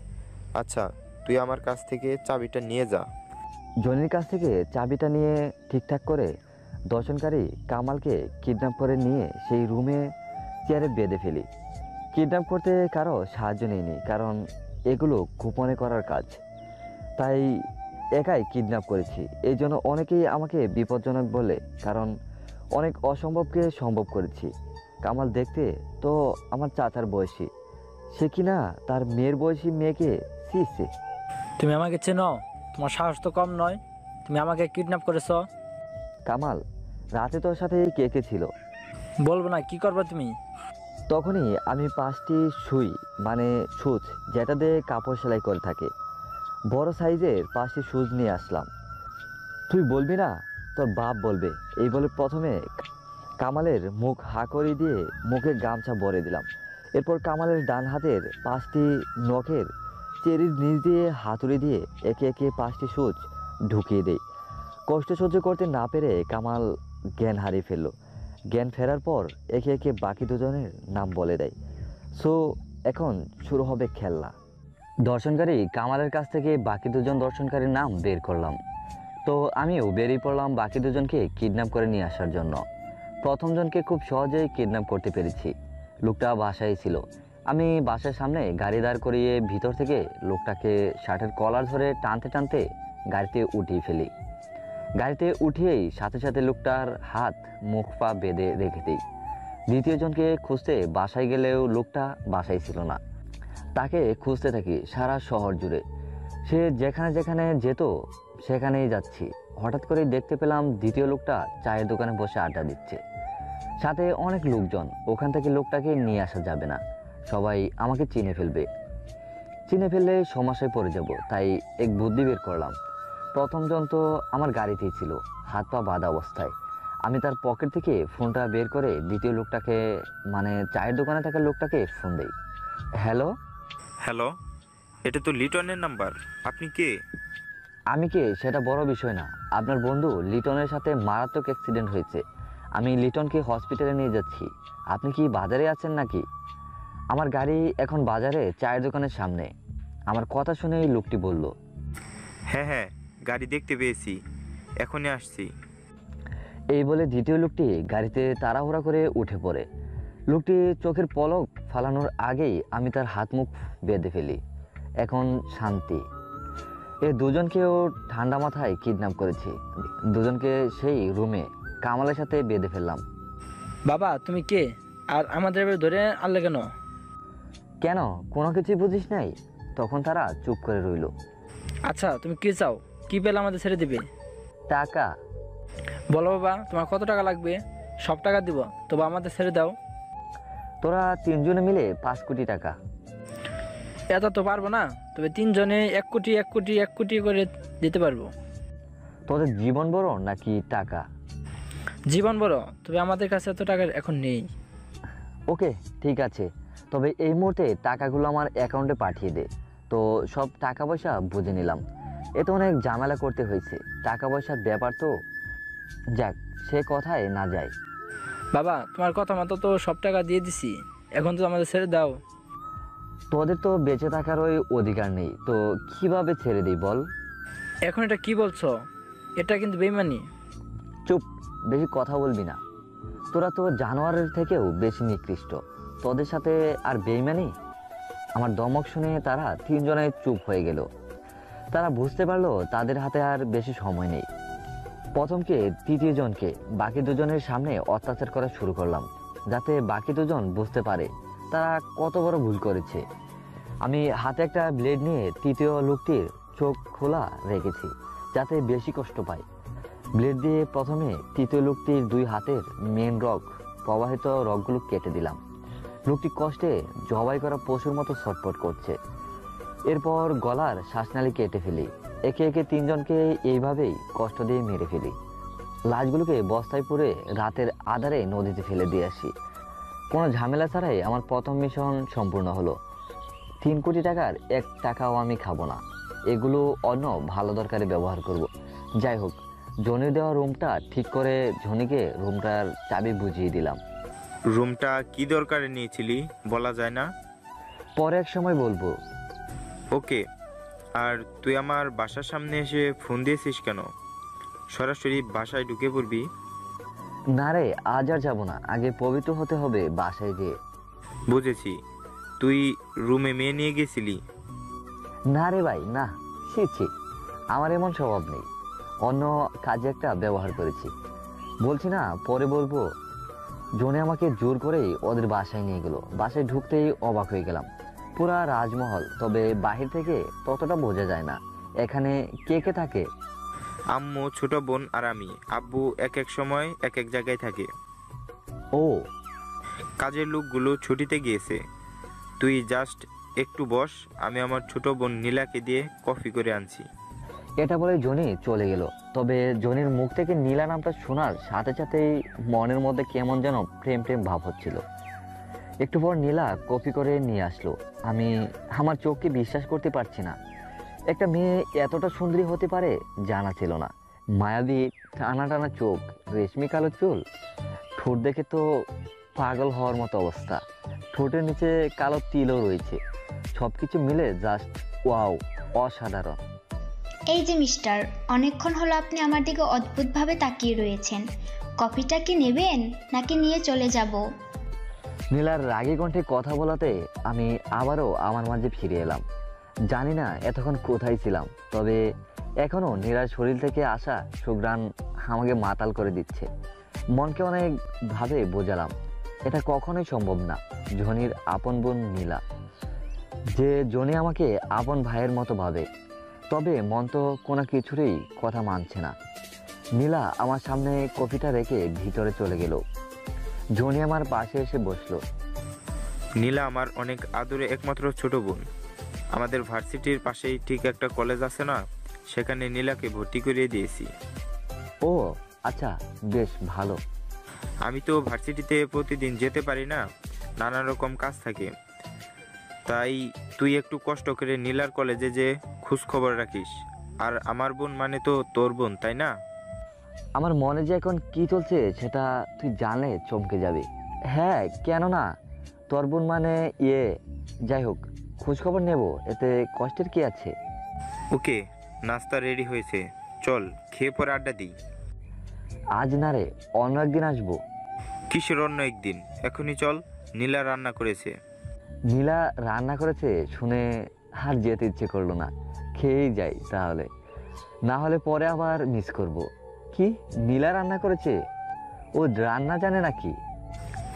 আধুনিক মেয়ে হলে কি হবে, সব জানে বা সব পারে।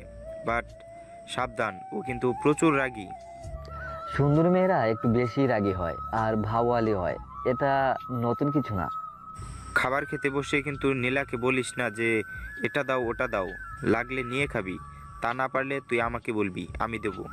তাও নীলাকে বলিস না ভাই, প্লিজ। কেন, বললে কি হবে? এরকম বারবার কাজ দিলে ও রেগে যায়। রেগে গিয়ে হয়তো তোর উপর খাবার ছুঁড়ে মেরে চলে যাবে। তোর সাথে কখনো এমন করেছে? অনেকবারই এমন হয়েছে।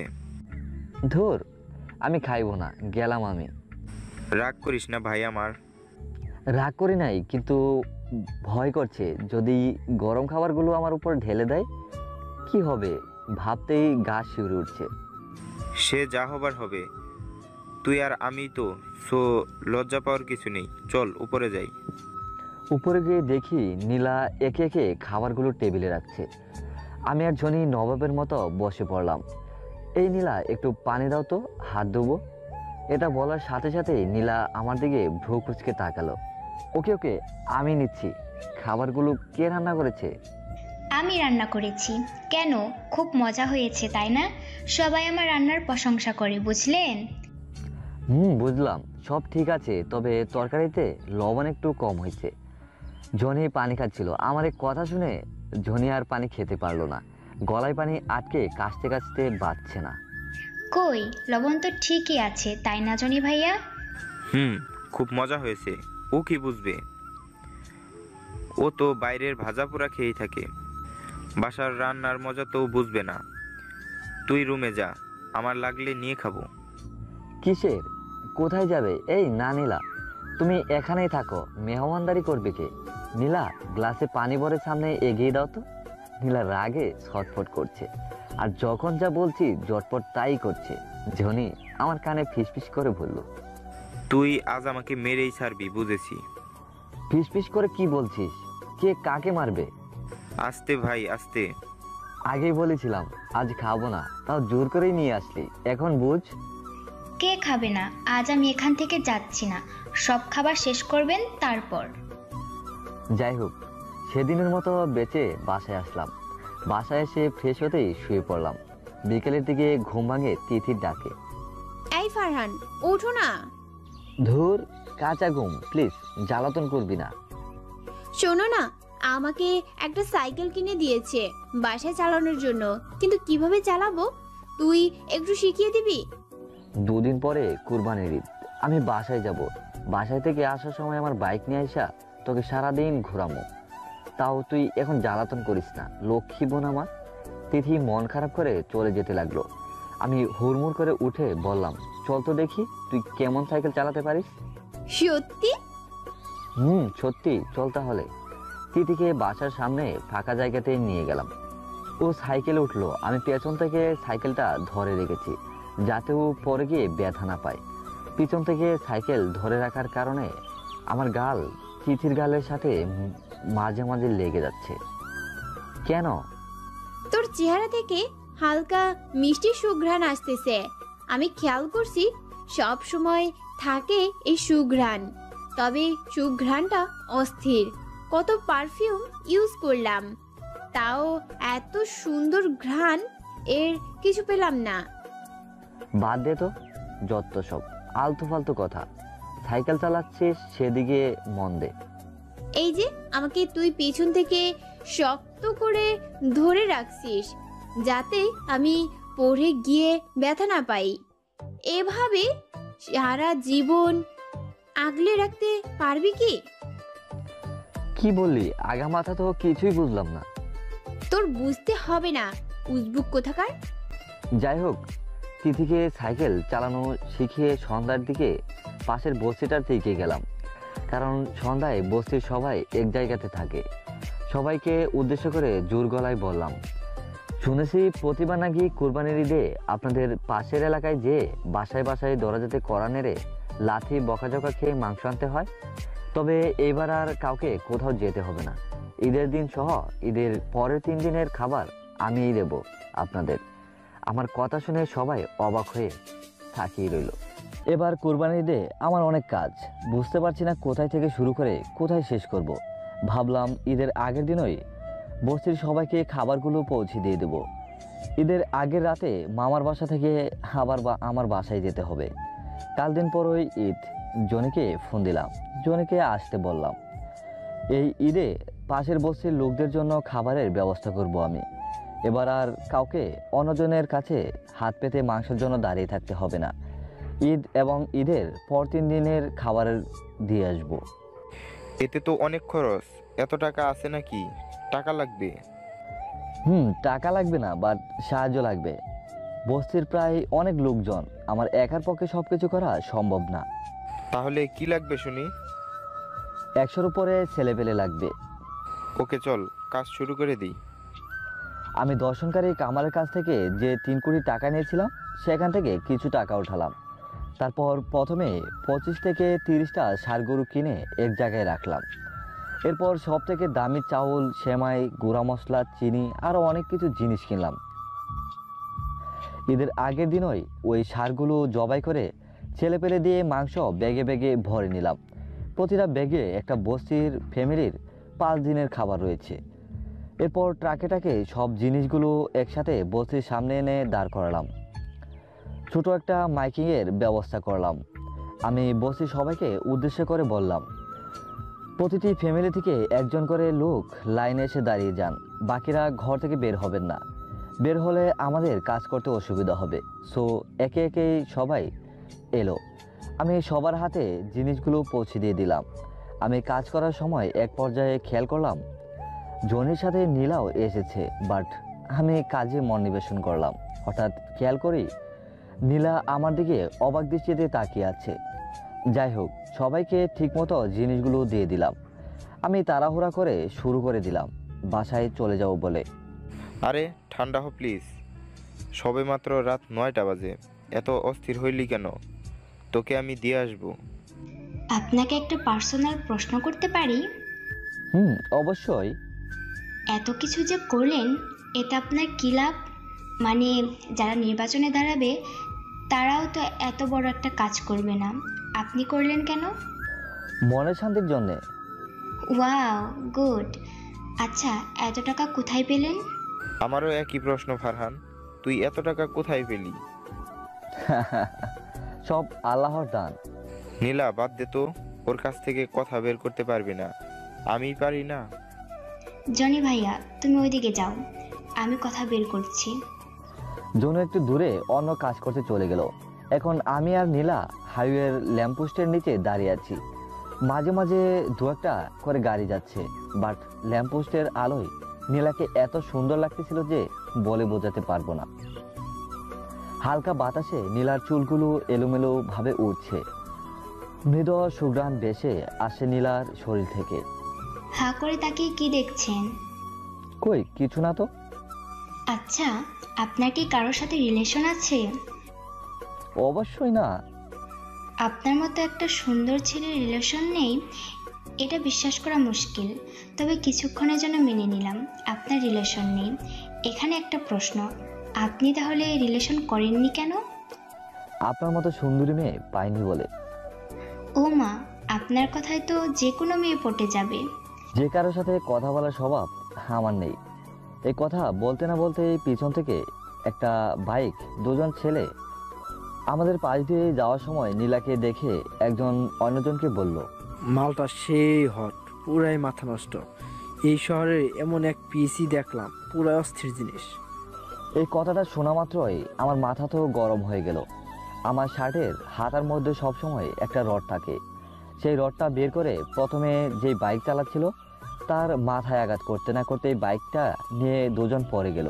ফারহান, ঝামেলা করো না প্লিজ, এদিকে তাকাও। এদিকে তাকাতে বলছি না, যেতে দাও এদের, তোমার কোনো ক্ষতি হয়ে যেতে পারে। নীলা আমাকে আটকাতে না পেরে জনিকে ডাক দিল। জনি দৌড়ে এলো। নীলা জনিকে সব বললে জনি বলল, থাক ফারহান, আজকের মতো ছেড়ে দে।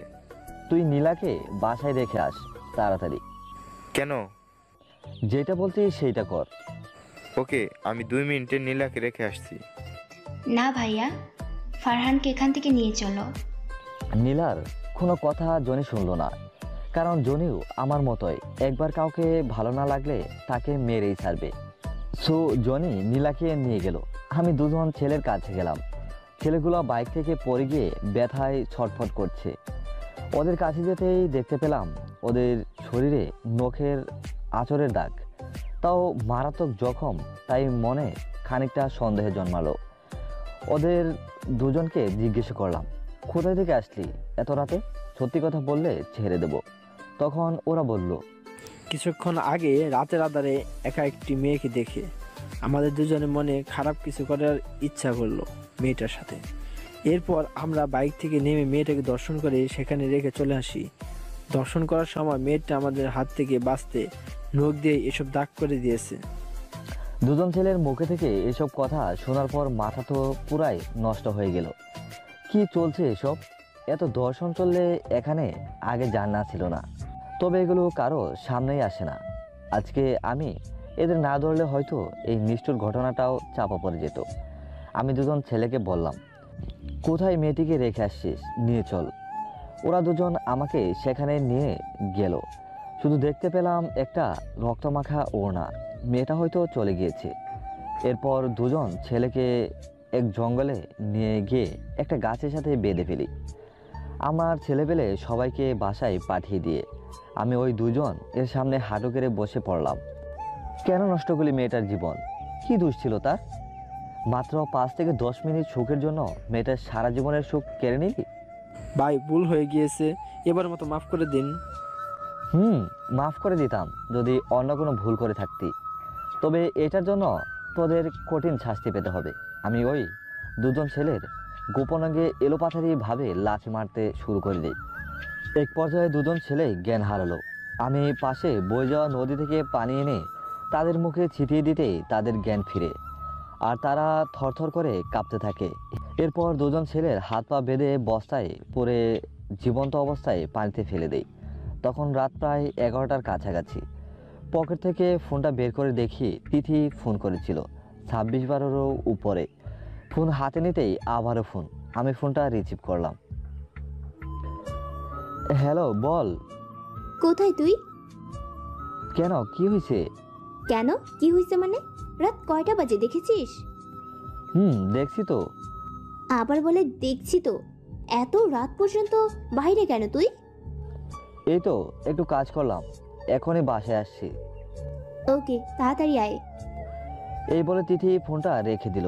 আমি যত তাড়াতাড়ি পারি বাসার দিকে যাচ্ছি। 12টার আগেই বাসায় পৌঁছে গেলাম। বাসায় ঢুকে প্রথমে চুপচাপ ফ্রেশ হয়ে চলে গেলাম।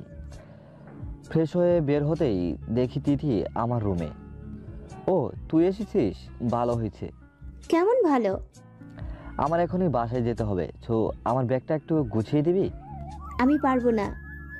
কেন পারবি না? তুই এরকম করিস কেন? আমি এরকমই। আর প্লিজ ফারহান, ঈদটা এখানেই করে যা না। আমার পাগল পাইছিস? কেন, কি এমন হবে এখানে ঈদ করলে? এখানে ঈদ করলে আমার এলাকার ফ্রেন্ডগুলো অনেক কষ্ট পাবে। এমনিতেই ওদের সাথে অনেকগুলো দিন দেখা হয় না। আবার ঈদের মধ্যেও যদি না যাই তাহলে আমাকে মেরেই ফেলবে ওরা। আর এখানে ঈদ না করলে যে আমি কষ্ট পাবো। চুপ করবি তুই? আচ্ছা, আমার ব্যাগ গোছাতে লাগবে না, প্লিজ তুই এখন এখান থেকে যা। এই বলে আমি ব্যাগ গোছানোর দিকে মনোনিবেশন করি। এমন সময় পিছন থেকে তিথি আমাকে জড়িয়ে ধরল। আমি তো পুরাই হতবাক হয়ে গেলাম। এই এই কি করছিস? প্লিজ স্যার, মামি দেখলে খারাপ ভাববে। আম্মু যা ভাবার ভাববে, তবে আমি তোকে ছাড়ছি না আজকে। পাগলিটা বলে কি? আচ্ছা, কথা দিলাম ঈদের পর 2 দিন থেকেই চলে আসব। বিশ্বাস করলাম না। তো তোকে বিশ্বাস করতে হলে আমাকে কি করতে হবে শুনি? আমার এক গালে কিস করতে হবে। এবার কিন্তু একটু বেশি বেশি হয়ে যাচ্ছে। বেশি হলে বেশি, কম হলে কম। ভয় পাস না আমাকে? আমি কিন্তু অনেক খারাপ। এই কথা বলার সাথে সাথে তিথি আমার গালে হালকা করে চড় মেরে বলল। কি করবি তুই? হ্যাঁ, ভয় দেখাতে গিয়ে আমি নিজেই এখন ভয় পাচ্ছি। প্লিজ লক্ষ্মী বোন আমার, আজকের মতো ছেড়ে দে। আমি প্রমিস করলাম ঈদের 2 দিন পরেই চলে আসব। 3 বার প্রমিস কর। প্রমিস প্রমিস প্রমিস, এবার হয়েছে তো। আমি ব্যাগ গুছিয়ে মামা মামির সাথে দেখা করতে গেলাম। ওনারাও যেতে দিতে চাইলো না। তবু কার কথা না শুনেই বাসা থেকে বেরিয়ে পড়লাম। তবে বাসা থেকে বের হওয়ার সময় তিথি গেটের সামনে তো অনেকক্ষণ দাঁড়িয়ে ছিল, যতক্ষণ পর্যন্ত আমাকে দেখা যাচ্ছিল। সো আমি গাড়ি খুঁজতে খুঁজতে সামনের দিকে যেতে থাকলাম। তবে একটা গাড়িও পাচ্ছি না। বাসায় যাব, কোনো গাড়ি পাচ্ছি না। ঈদের আগের রাত, তাও কেমন যেন চারদিকটা নির্চুপ। হঠাৎ করে সামনে একটা গাড়ি এসে দাঁড়ালো। ড্রাইভার আমার বাসার দিকে যাচ্ছিল। আমি উঠে পড়লাম। ড্রাইভারের সাথে জমিয়ে আড্ডা দিতে দিতে যাচ্ছিলাম, ভালোই লাগলো। এমন সময় সামনে রেলপথ পড়লো। আমাদের আসার সাথে সাথেই একটি ট্রেন আসতেছিল। দূর থেকে দেখতে পেলাম বিকট আওয়াজ করে ট্রেনটি আসতেছে। তো আমরা সামনে যেতেই পারলাম না, এক পাশে আটকা পড়লাম। এমন সময় দেখি পাশের রাস্তা থেকে এক মেয়ে রেলপথে মাঝামাঝি শুয়ে পড়ল। আমি তো অবাক হয়ে গেলাম, কারণ অনেক শুনেছি এভাবে আত্মহত্যা করার কথা, তবে কখনো মুখোমুখি হয়নি। আমি গাড়ি থেকে নেমে মেয়েটার দিকে দৌড়ে যাচ্ছিলাম, কাছাকাছি এসেও পড়েছিলাম। ঠিক তখনই চোখের পলক ফেলতে না ফেলতেই মেয়েটার উপর দিয়ে ট্রেনটা চলে গেল। মেয়েটার এত কাছে ছিলাম, ট্রেনের নিচে থেকে মেয়েটার শরীরের অংশ টুকরো টুকরো হয়ে আমার শরীরে এসে পড়ল। কি এক নির্মম দৃশ্য! আমি 1 মিনিটের জন্য সেখানেই থমকে দাঁড়িয়ে রইলাম। আমার ড্রাইভার এসে আমাকে টেনে নিয়ে গাড়িতে বসিয়ে বলল, বাবু সাহেব, ওখানে এখন পুলিশ আসবে, বহুত ঝামেলা হবে, আমাদের এখানে থাকা যাবে না। আমি তখনও কথা বলতে পারছি না, এক দৃষ্টিতে লাশটির দিকে তাকিয়ে রইলাম। এদিকে ঘটে গেল চোখের পলকেই। যাই হোক, বাসায় পৌঁছালাম রাত 3টার দিকে। গিয়ে গোসল করতে গেলাম, কারণ আমার শরীরে রক্তে মাখামাখি। আম্মু জিজ্ঞেস করেছিল এত রক্ত কিসের, বাট কিছু না বলেই এসে গোসল করে শুয়ে পড়লাম। ফজরের আজানের সাথে সাথে বাইরে থেকে আমার ফ্রেন্ডগুলো আমাকে ডাকাডাকি শুরু করে দিয়েছে। কাঁচা ঘুম ছিল, তবু অনেক কষ্টে উঠে নিচে গেলাম। আমাকে সবাই জড়িয়ে ধরেও আর বলল, তাড়াতাড়ি গোসল করে ঈদের কাপড় পরে বের হ। কেন, কোথায় যাবি তোরা? 50টা বাইক ম্যানেজ করা শেষ, ঈদের নামাজের আগেই ঘোরাফেরা করব। এবার তো কুরবানি ঈদ, তাই ঈদের পর কাজ থাকবে। আমি তাড়াতাড়ি আবারও বাসায় ঢুকে ফ্রেশ হতে শুরু করলাম। কারণ আমার এরকমভাবে ঘুরতে অনেক মজাই লাগে। তাও আবার ঈদের দিন সাদা পাঞ্জাবি সাদা লুঙ্গি পরে আমার বাইক নিয়ে বের হলাম। যে সকালে মানুষের ঘুমোয় ভাঙেনি, সেই সকালে পুরো এলাকা কাঁপিয়ে সবার ঘুম ভেঙে দিচ্ছি। মেয়েরা এত বাইকের শব্দ শুনে বাসার ছাদে উঠে আমাদেরকে দেখছে। সুন্দর মিষ্টি বাতাসের সাথে অনেকগুলো ফ্রেন্ড। আমার বাইকে আমি একাই, বাকি সবার পিছনে একজন করে। আজ অনেকদিন পর মনের সুখে ঘুরতে পারছি। তবে মাঝে মাঝে রাতের ঘটনা মনে পড়লেই চোখে ঝাপসা দেখি। এমন সময় তিথি ফোন দিল। তখন সবাই বাইক রেখে আড্ডা দিচ্ছিলাম। ঈদ মোবারক। ঈদ মোবারক। কি করছিস এত সকালে? একবার ফোন দিতেই রিসিভ। আর বলিস না, রাতে একটু ঘুমাতে পারি নাই। কেন? আমার কথা মনে পড়ছে খুব, তাই না? মোটেও না। তাহলে কেন ঘুম আসেনি?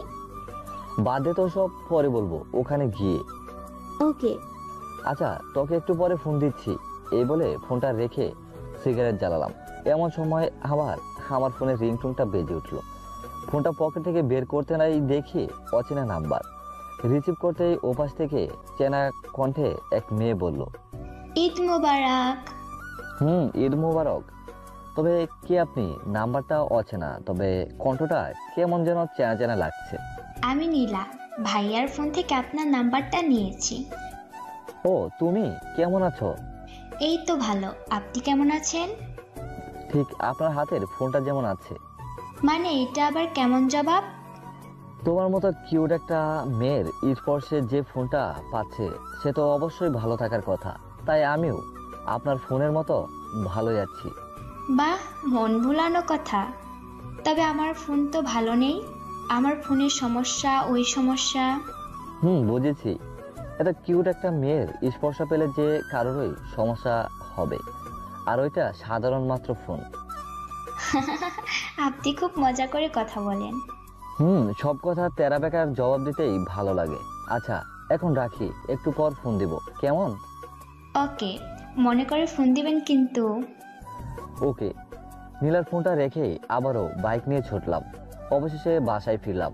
তবে বাসার ভিতরে ঢোকার সময় ভিতর থেকে শুনতে পেলাম আব্বু আম্মু আমার বিয়ে নিয়ে কথা বলা শুরু করে দিয়েছে। আমি দরজাতে কান লাগিয়ে সব শুনতে থাকি। ছেলেটা কেমন যেন মাঝে মাঝে অদ্ভুত আচরণ করে, তাই ভাবছি ছেলেটাকে বিয়ে করিয়ে দেব। আমারও তাই মনে হয়। তাহলে এরা আমার ওরাওরি বন্ধ করতে চাচ্ছে? তাহলে তোমার ভাইয়ের সাথে কথা বলে দেখো, তিথিকে আমাদের ঘরের বউ করে আনতে পারলে অনেক ভালো হবে। মেয়েটা যেমন সুন্দরী তেমনি লক্ষ্মী। তুমি বলার আগেই ভাইকে বলেছি, ও নিতে রাজি। তাহলে তো হয়েই গেল। সময় করে একদিন তাহলে তাদের বাসায় যেতে হবে। আমি তখনই দরজাটা দপাস করে খুলে ভিতরে সেই চিল্লাচিল্লি শুরু করে দিই। কিসের বিয়ে, কার বিয়ে, মানি না, মানবো না। এখনই আমি বিয়ে করব না। তিথিকে তো আরো করব না। চুপ পেয়াদার ছেড়ে। সেই তুমি যাই বলো, বিয়ে তো আমি করছি না। দেখ, তোর বাবা কিন্তু হার্টের রোগী, তাকে বেশি চাপ দিচ্ছিস না। ঠিক তখনই আব্বু হঠাৎ করেই বুকে হাত দিয়ে চিৎকার করে বলে উঠলো, ইস, বুকটা যেন কেমন ব্যথায় চিনচিন করছে, একদম অবশ হয়ে যাচ্ছে। ওগো, তোমার কি হয়েছে? দাঁড়াও, আমি মালিশ করে দিচ্ছি। মনে মনে ভাবলাম এদেরকে কেউ নাটক বা বাংলা ছায়াছবিতে নিচ্ছে না কেন? এরা তো খুব ভালোই অভিনয় করতে পারে। ভয় দেখাচ্ছ নাকি? ভয় দেখাচ্ছি। তুই কি করবি? আমি আর কিছু করব না, বোকার মতো দাঁড়িয়ে দাঁড়িয়ে ভয় পাবো আর তোমাদের শুটিং দেখবো। চুপচাপ যেভাবে যা বলছি তাই কর। ওকে, তোমরা যেটা ভালো বুঝো সেটাই করো। আমার জীবনের উপর তো আমার কোনো অধিকার নেই। এই বলে আমি চুপচাপ রুমে চলে আসলাম। ভাবছিলাম ঈদটা একটু ভালো করে কাটাবো, কিন্তু সেটা আর হলো না। ঈদের নামাজ শেষ করে সারাদিন অনেক কাজ করার পর সন্ধ্যার দিকে ফ্রেশ হয়ে ফোনটা হাতে নিতেই তিথির ফোন। হ্যালো। বল। বাসায় কি চলতেছে শুনেছিস? না, কেন, কি হয়েছে? তোর আর আমার বিয়ে নিয়ে বাসায় তো পুরো হই হুল্লোড় বেজে গিয়েছে। তো আচ্ছা, তোর কি মনে হয় আমি তোকে বিয়ে করব? কেন বিয়ে করবি না আমায়? ভুলে ভাববি না, আমি তোকে বিয়ে করব না। কেন? আমাকে তোর ভালো লাগে না বুঝি? ভালো লাগার কথা যখন উঠেছে তাহলে শোন। আমি নীলাকে পছন্দ করি। আমাকে পছন্দ করিস না? করি তো, তবে বোন হিসেবে। ও আচ্ছা, রাখছি, ভালো থাকিস। আর শোন, বাসায় বলবি আমাকে তোর ভালো লাগে না, ওকে? আমি কেন বলতে যাব? তোর সমস্যা তুই বল গিয়ে, আমাকে বলছিস কেন? তুই তো জানিস আব্বু হার্টের রোগী, তখন কখন কি হয়ে যাবে তাই বলি না। তাহলে আমাকে বলেও লাভ নেই। এই বলে তিথি ফোন রেখে দিল। তো বুঝতেছিলাম না কি করব। এমন সময় নীলা ফোন। অনেকক্ষণ থেকে আপনাকে ফোন দিচ্ছি, তবে ওয়েটিং পাচ্ছি। ও বলো। সেদিন দুজন ছেলে আমাকে ট্রিজ করেছিল বলে আপনি এত রেগে গিয়েছিলেন কেন? এমনি তোমার জায়গায় অন্য কেউ থাকলে আমি সেই একই কাজ করতাম। ও, অন্য কেউ থাকলে একই কাজ করতেন? আমি চুপ করে রইলাম। কি হলো, চুপ কেন বলেন? জানি না। আপনি কি আমাকে পছন্দ করেন? আমি হ্যাঁ বলতে গিয়েও আবার চুপ হয়ে গেলাম। কেউ কি আছেন?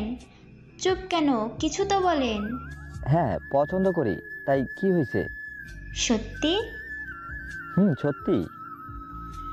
আপনি আমার সাথে দেখা করতে পারবেন? ওকে, কালকে আমি মামার বাসায় আসব, তারপর তোমার সাথে দেখা করব। আচ্ছা। ওকে, এখন রাখি, পরে কথা বলবো। এই বলে ফোনটা রেখে দিয়ে সিগারেট কিনতে বাইরে চলে গেলাম। রাত প্রায় 8টা বেজে গিয়েছে। মাথাটা কেমন যেন গরম হয়ে রয়েছে। দোকান থেকে সিগারেট কিনে সিগারেট খেতে খেতে বাসায় আসতেছিলাম। এমন সময় আমার এক পাড়াপড়শি কাদের কাকা আমার পাশে দিয়ে যাওয়ার সময় আমাকে বলে উঠলো, খুব বড় হয়ে গেছিস তাই না? বড়দেরকে সেফ দিতে শিখিস নাই। সরি কাকা, ভুল হয়ে গিয়েছে, দেখতে পাইনি। দেখতে পারবি কেমন করে? তুই তো আকাশ দিয়ে উড়িস, শুনতেছি। ভালোভাবে কথা বলো, মেজাজ এমনিতেই গরম হয়ে রয়েছে। ও মা, কি করবি তুই? ভয় দেখাস নাকি? তখনই সিগারেটে একটা টান দিয়ে সব দোয়া কাকার মুখের উপর দিয়ে বললাম, কেমন কাকা তুমি? নিজেই নিজের সম্মান নষ্ট করছো। বেশি পাকনামি করবা না, তুমি আমার নিজের আপন কাকা নাও, এটাও মনে রাখো। বাপ রে বাপ, তোর বাপ আমাকে দেখে সিগারেট সেফ দেয়, আর তুই তার ছেলে, বিশ্বাস হচ্ছে না। এই কথা বলতে না বলতেই সেই কাকার নাকে ঘুষি মেরে বসি। রক্ত যেন ছিটকে আমার শরীরে এসে পড়লো। রাতের আধারে ভালোভাবে দেখতেও পারছি না, তাও ইচ্ছে মতো মারলাম কতক্ষণ। হঠাৎ করে পেছন থেকে কে যেন আমার মাথায় আঘাত করলো। আমি তখনই জ্ঞান হারিয়ে ফেলি। জ্ঞান ফিরতেই দেখি আমি হসপিটালের বেডে শুয়ে আছি। কি করেছিলি কাদেরের সাথে, যে কাদের আর তার ছেলে মিলে তোকে এভাবে মেরেছে?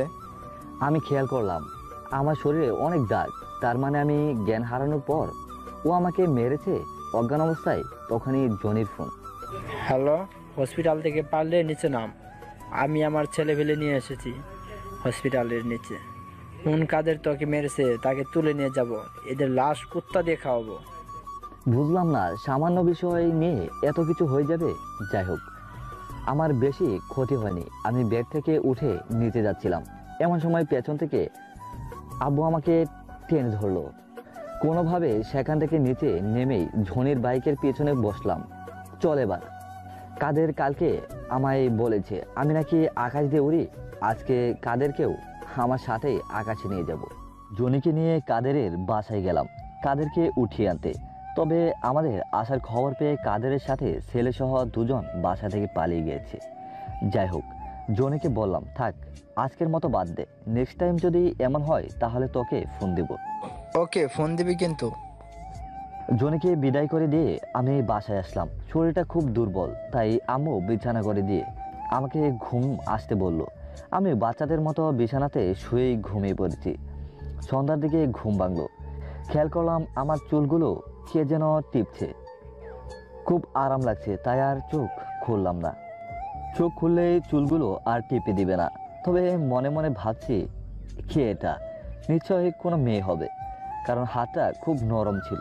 যাই হোক, ধৈর্য ধরে আর থাকতে পারলাম না, তাই চোখ খুলেই ফেললাম। আমি চমকে গেলাম, এ তো তিথি। কিরে, তুই এখানে কি করছিস? হবু স্বামীর মাথা টিপে দিচ্ছি। মানে কি? আর তুই কখন আসলি? একটু আগেই। তুই কি বলছিস এইগুলা? কে কার হবু স্বামী? কেন, জানিস না বুঝি? কই না তো। এই কথা বলতে না বলতে তিথি আমাকে লম্বা একটা লিপ কিস করে আমার ঠোঁটটা হালকা ছিঁড়ে ফেললো। আমার তো জ্ঞান হারানোর মতো অবস্থা। কি করলো তিথি? আম্মু, আম্মু। চুপ চুপ, আম্মুকে ডাকলে খবর আছে। কি করবি তুই? হ্যাঁ, কি করব দেখবি? দেখি। তখন তিথি আবারও কিস করতে থাকলো। আমি আর সহ্য না করতে পেরে নিচে চলে আসলাম। এসে আম্মুর কাছে বসে রইলাম। আম্মুকে বললাম, তুমি তিথিকে আমার রুমে যেতে দিছো কেন? কেন? ও কি করেছে? কি করে নাই তাই বলো। যাক বাবা, বাদ দে, কিছুদিন পর তো তোরই বউ হবে। ধুর, তুমিও শুরু করে দিয়েছো। এই বলে বাইকটা নিয়ে বেরিয়ে পড়লাম। নীলার কথা খুব মনে পড়ছিল। আজ তিথির জায়গায় নীলা থাকলে কতই না ভালো হতো। নীলাকে ফোন দিলাম। হ্যাঁ নীলা, কই তুমি? অমিত বাসাই। কেন? বাসা থেকে বের হও, আমি তোমার বাসার মোড়ে বাইক নিয়ে তোমার জন্য অপেক্ষা করছি। ওকে, 2 মিনিট, আমি আসছি। 2 মিনিটও লাগেনি নীলার আসতে। নীলা ঠিক মতো রেডিও হতে পারেনি, বুঝতেই পারছি। নীলা চুল ঠিক করতে করতে আমার বাইকের পিছনে উঠে পড়লো। আমি নীলাকে নিয়ে একটি রেস্টুরেন্টে গেলাম। কি ব্যাপার, হঠাৎ এমনভাবে নিয়ে আসলেন? তখনই আমি নীলাকে আমার বিয়ের বিষয়ে সব কথা খুলে বলি। সব কিছু শুনে নীলা চুপ করে রইল। ভালোবাসো আমায়? অনেক। আমার সাথে পালিয়ে যেতে পারবে? পারবো। সত্যিই পারবে তো, নাকি পরে সমস্যা করবে? বললাম তো আমি রাজি। আপনি যখন বলবেন আমি তখনই চলে আসবো। আচ্ছা, আমাকে একটা কিস করবা? করতে পারি, বাট বলে নিলেন কেন? কারণ তিথি আজকে আমাকে কিস করেছে। যখন ও কিস করেছে তখন তোমার চেহারা আমার সামনে ভেসে উঠেছিল, তাই তোমার সাথে দেখা করতে ছুটে চলে আসলাম। ওকে, দিচ্ছি, তবে আমি না বলা পর্যন্ত চোখ খুলবেন না। ওকে। তারপরেও বিশ্বাস নেই। এই বলে নীলা ওর হাত দিয়ে আমার চোখ আটকে দিয়ে তারপর আলতো করে আমার ঠোঁটে ঠোঁট লাগালো। এতে আমার পুরো শরীর ঘেমে একদম শেষ। এরপর আমার চোখের ওপর থেকে হাতটা সরাতে রেস্টুরেন্টের বাহির থেকে জনির, মানে নীলার ভাইয়ের এক ক্লোজ ফ্রেন্ড, আমাদের সব কিছু দেখলো। আমি ছেলেটার দিকে তাকাতেই ছেলেটি চুপচাপ চলে গেল। নীলা ভয়ে ভয়ে বলল, যদি ভাইয়াকে আমাদের ব্যাপারে সব বলে দেয় তাহলে কেমন হবে? যা হবার পরে দেখা যাবে। কেন, ভয় পাচ্ছ নাকি? আপনাকে হারানোর ভয় পাচ্ছি, তাছাড়া আমার কোনো ভয় নেই। কিছু হবে না, চিন্তা করিও না। আমি সুযোগ বুঝে বাসা থেকে চলে এসে তোমাকে নিয়ে যাব। আচ্ছা চলো, তোমাকে নামিয়ে দিয়ে আসি। নীলাদের বাসার অনেকটা আগেই বাইক থেকে নামিয়ে নীলাকে একটি রিকশায় উঠিয়ে দিলাম। তবে আমিও মনে মনে ভাবতেছি, নীলার আর আমার কথা যদি জনির কান পর্যন্ত যায় তাহলে আমি নীলাকে হারাবো তো হারাবো, সাথে তিথিকেও হারিয়ে ফেলবো। অবশ্য তিথিকেও হারিয়ে ফেললেও আমার কোনো সমস্যা নেই, কারণ তিথিকে ছোটবেলা থেকে বোনের নজরে দেখে আসছি। হুট করে বউ অসম্ভব, ওইভাবে তিথির উপর আমার কোনো ফিলিংস কাজ করে না। যাই হোক, যখন যা করব সব ঠান্ডা মাথায় করব, ভেবে চিন্তে করতে হবে। বাসা থেকে তিথির আর আমার সাথে বিয়ে ঠিক করা হয়েছে। এমনকি বাসায়ও এ বিয়ের সব কাজকর্ম শুরু করে দিয়েছে। 2 দিন পর বিয়ে। আমার তো আগে থেকেই প্ল্যান করা যে বিয়ের আগের রাতে নীলাকে নিয়ে পালাবো। এমন সময় তিথির ফোন আসলো। বল। এভাবে কথা বলছো কেন? আচ্ছা শোনো, আমার কিছু শপিং করতে হবে, তুমি কি আমার সাথে যেতে পারবে? না। ও আচ্ছা। এইটুকু বলেই তিথি ফোনটা কেটে দিল। কিছুক্ষণ পর, কিরে ফারহান, তোর শপিং করতে হবে না? না, আর আমার তো সবকিছু আছেই। ওগুলাই হবে না, আমি কিছু টাকা দিচ্ছি, তিথি এসেছে, তিথিকে নিয়ে শপিং করে দে, তোর সব কিছু কিনে নিয়ে আয়। মনে মনে ভাবলাম এই ব্যাপার তিথি ভালোভাবেই জানতো আমি আব্বুর মুখের উপর কথা বলতে পারি না, তাই ফাজিল মেয়েটা আব্বুকে দিয়ে আমাকে রাজি করালো। কি আর করার, এখন যেতে তো হবেই। তো তিথিকে নিয়ে শপিংয়ে বেরিয়ে পড়লাম। খেয়াল করলাম তিথি নিজের জন্য জিনিস কম কিনে আমার জন্যই বেশি কিনছে। তো ওই, তোর শপিং তুই কর, আমারটা করার দরকার কি? দরকার আছে। কি দরকার? তোর জন্য জিনিস কিনতে ভালো লাগে আমার। এই কথা শুনে আমি আর একটা কথাও বললাম না, কারণ তিথি আমার আর নীলার কথা সব জানে। তবু আমার প্রতি তার এত ভালোবাসা। আমার প্রতি তিথির ভালোবাসা দেখে মাঝে মাঝে আমি নিজেই ইমপ্রেস হয়ে যাই। শপিং শেষ করে বাসায় ফিরছিলাম, এমন সময় তিথি বলে উঠল, ওই ফারহান, ছোট করে একটা কিস করবি? সেদিন আমি দিয়েছিলাম, আজ অন্তত তুই দে। কি দরকার শুনি? থাক, লাগবে না। Good good girl. তিথিকে বাসায় নামিয়ে দিয়ে আমি বাসায় চলে আসলাম। নীলার সাথে আমার প্রায় সব সময় ফোনে কথাই হয়। সন্ধ্যার দিকে ছাদে অনেকগুলা সিগারেট নিয়ে বসে একটার পর একটা সিগারেট শেষ করি আর নীলার সাথে ফোনে কথা বলি। আজও তার ব্যতিক্রম কিছু হলো না। আজকে প্রতিদিনের মতো ছাদে বসে নীলার সাথে কথা বলছিলাম, এমন সময় তিথির বারবার ফোন দিচ্ছে। আমি নীলার ফোন কেটে দিয়ে তিথিরটা রিসিভ করলাম। তোকে বলছি না দরকার ছাড়া ফোন দিবি না? দরকার আছে। ও, দরকার আছে বুঝি? আচ্ছা শুনি, কি দরকার তোর? তোকে খুব মিস করছি, তবে আমার কেন জানি না মনে হয় আমি তোকে হারিয়ে ফেলবো। আর কিছু বলবি? এতটা অবহেলা করিস না। এখনো বাসার বাইরে আমার বিয়ের প্রস্তাব নিয়ে অনেক লোক দাঁড়িয়ে থাকে। ও, তাহলে এখন থেকে একটা বিয়ে করে নে না। অন্য কাউকে বিয়ে করার থাকলে এতদিন তোর পিছনে কুত্তার মতো ঘুরঘুর করতাম না। আর তোর কাছে হয়তো নীলা সুন্দরী, কিন্তু অন্য কাউকে জিজ্ঞেস করছি, নীলা আর আমার মাঝে কে সুন্দর বেশি? তাহলে সঠিক উত্তর পেয়ে যাবি। সুন্দরী বলে এত অহংকার করা ঠিক না, আর আমি সুন্দর নিয়ে কথা বলি নাই। অহংকার? তুই আমাকে মানুষ মনে করলে তবেই তো আমি অহংকার করব, কিন্তু তুই তো আমাকে মানুষই মনে করিস না। একটা মানুষকে কেউ এতটা কষ্ট দেয় না যতটা তুই আমাকে দিচ্ছিস। আমি চুপ করে রইলাম, কারণ তিথি ভুল কিছু বলেনি। তিথিও কিছুক্ষণ চুপ করে রইল। তবে ও যখন চুপ ছিল তখন আমি ফোনের ওপাশ থেকে চাপা কান্নার শব্দ শুনতে পেয়েছি। তার মানে তিথি কান্না করছে।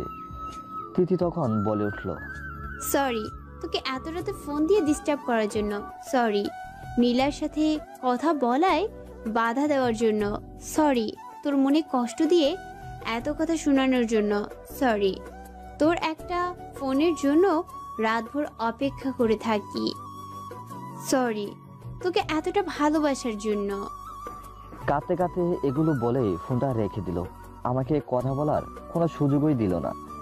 আমি তিথিকে তখনই আবার ফোন দিলাম, তবে ও ফোন বন্ধ করে রেখেছে। তিথি এসব কথা এমনভাবে কাঁদতে কাঁদতে বলেছে যে আমার শরীরের লোম সব দাঁড়িয়ে গিয়েছে। আমি দাঁড়াতেও পারছি না। এমন সময় নীলার ফোন। আমি ফোনটা কেটে আবার ফোন অফ করে রেখে দিলাম। অনেকদিন হলো ছাদে ঘুমাই না। আগে নেশা করতাম যখন, তখন বেশিরভাগ ছাদেই ঘুমাতাম। ছাদে আমার ছোট একটা চৌকির মতো কাঠের সুন্দর একটা বিছানা আছে। ভাবলাম আজকে আর নিচে যাব না, ছাদে চাঁদটা দেখতে দেখতে ঘুমিয়ে পড়বো। চৌকিতে শুয়েই আমি সিগারেট জ্বালালাম। ফোনটা অন করে ফ্লাইট মোড অন করলাম যাতে কারো ফোন না আসে। তারপর একটা গান ছেড়ে দিলাম ফোনে। চারটার দিকে তাকিয়ে রইলাম কিছুক্ষণ। তখন যে সিগারেট শেষ হয়ে ঘুমিয়ে পড়েছি নিজেও জানি না। সকালে ঘুম থেকে উঠতেই নিচে অনেক চিল্লাচিল্লি চেঁচামেচি শুনতে পেলাম। মানুষ মারা গেলে যেমন চিল্লাচিল্লি চেঁচামেচি করে ঠিক তেমন। এমন চিৎকার শুনে বুকের ভিতরটা ধপাস করে উঠল। কার কি হলো সেটা দেখতে আমি দৌড়ে নিচে গেলাম। আর নিচে নেমে যেটা দেখলাম সেটা দেখার জন্য আমি মোটেও প্রস্তুত ছিলাম না। আমার চোখ তো একদম কপালে উঠে গিয়েছে। ঘুম থেকে উঠে দৌড়ে নিচে গিয়ে দেখতে পেলাম পাশের বাসার মেয়েটা আমাদের বাসার সামনের গাছটাতে এসে গলায় রশি দিয়ে ফাঁসি দিয়েছে। আমি তো পুরাই হতবাক, কারণ মেয়েটা অনেক ভালো ছিল। দেখা হলে ভাইয়া ছাড়া কথাই বলতো না, সব সময় হাসি মুখেই থাকতো। কি এমন করেছে এই মেয়েটা যে এমন করলো? লোকের মুখে শুনলাম এই মেয়েটার পেটে নাকি বাচ্চা ছিল। এটা শুনে মেয়েটার বিয়ে মেয়েটার সাথে ব্যাকআপ করে দিয়েছে। এর জন্য মেয়েটা আত্মহত্যা করেছে।